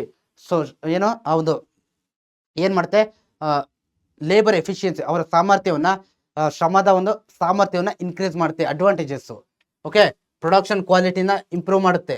ಆಮೇಲೆ ಲಾಭ ಜಾಸ್ತಿ ಮಾಡುತ್ತೆ. ನಂತರ ಅವರೇಜ್ ಕಾಸ್ಟ್ ನ ರೆಡ್ಯೂಸ್ ಮಾಡುತ್ತೆ. ನಂತರ enables reduced. Okay, research and development, research ಮತ್ತೆ ಡೆವಲಪ್ಮೆಂಟ್ಗೆ ಹೆಚ್ಚಿನ ಒಂದು ಏನ್ ಮಾಡುತ್ತೆ, ಏನು ಅನುಕೂಲವನ್ನ ಮಾಡ್ತಾ ಹೋಗುತ್ತೆ. ಓಕೆ, ಶ್ರಮವನ್ನ ವಿಭಜನೆ ಮಾಡೋದು. ಶ್ರಮ ವಿಭಜನೆ ಅಂತಂದ್ರೆ ಒಂದೇ ಕೆಲಸನ 2-3 ಜನ ಹಂಚ್ಕೊಂಡು ಮಾಡೋದು. ಇದರಿಂದ ಕೆಲವೊಂದು ಡಿಸ್ಅಡ್ವಾಂಟೇಜಸ್ ಇದೆ. ಏನು? Okay, monotony in work. Okay, ಮೊನೋಟೋನಿನ ಕ್ರಿಯೇಟ್ ಮಾಡುತ್ತೆ, ಒಂದು ಕೆಲಸನ ಒಬ್ಬರೇ ಮಾಡಬೇಕು ಅಂತ ಇದು ಮಾಡುತ್ತೆ. ಆಮೇಲೆ ಲ್ಯಾಕ್ ಆಫ್ ರೆಸ್ಪಾನ್ಸಿಬಿಲಿಟಿ ಕೊರತೆ ಇರುತ್ತೆ, ಓವರ್ ಡಿಪೆಂಡೆನ್ಸ್ ಇರುತ್ತೆ, ಆಮೇಲೆ ಅನ್ಎಂಪ್ಲಾಯ್ಮೆಂಟ್ ಇರುತ್ತೆ, ಮತ್ತೆ ಏನಾಗುತ್ತೆ ಕ್ಲಾಸ್ ಕಾನ್ಫ್ಲಿಕ್ಟ್ ಕೂಡ ಕಾರಣ ಆಗ್ತಾ ಹೋಗುತ್ತೆ. ಇಷ್ಟು ಕೂಡ ಏನು ಅಡ್ವಾಂಟೇಜಸ್ ಮತ್ತೆ ಡಿಸ್ಅಡ್ವಾಂಟೇಜಸ್. ಸರ್ ಈಗಂದ್ರೆ ಏನು ಅಂತ ಡೌಟ್ ಇದ್ರೆ ದಯವಿಟ್ಟು ಒನ್ ಶಾರ್ಟ್ ಲೆಕ್ಚರ್ಲಿ ಡೀಟೇಲ್ ಆಗಿ ಎಕ್ಸ್ಪ್ಲೇನ್ ಮಾಡಿದೀನಿಪ್ಪ. ಓಕೆ, ಅಲ್ಲಿ ನೋಡ್ತಾ ಹೋಗಿ, ಇನ್ನೂ ಚೆನ್ನಾಗಿ ಅರ್ಥ ಆಯ್ತು ನಿಮಗೆ. ಲೇಬರ್ನ ಡಿಫೈನ್ ಮಾಡಿ ಅಂತ ಕೇಳಿದ್ದಾರೆ. Labour is the physical or mental effort use to produce goods and service.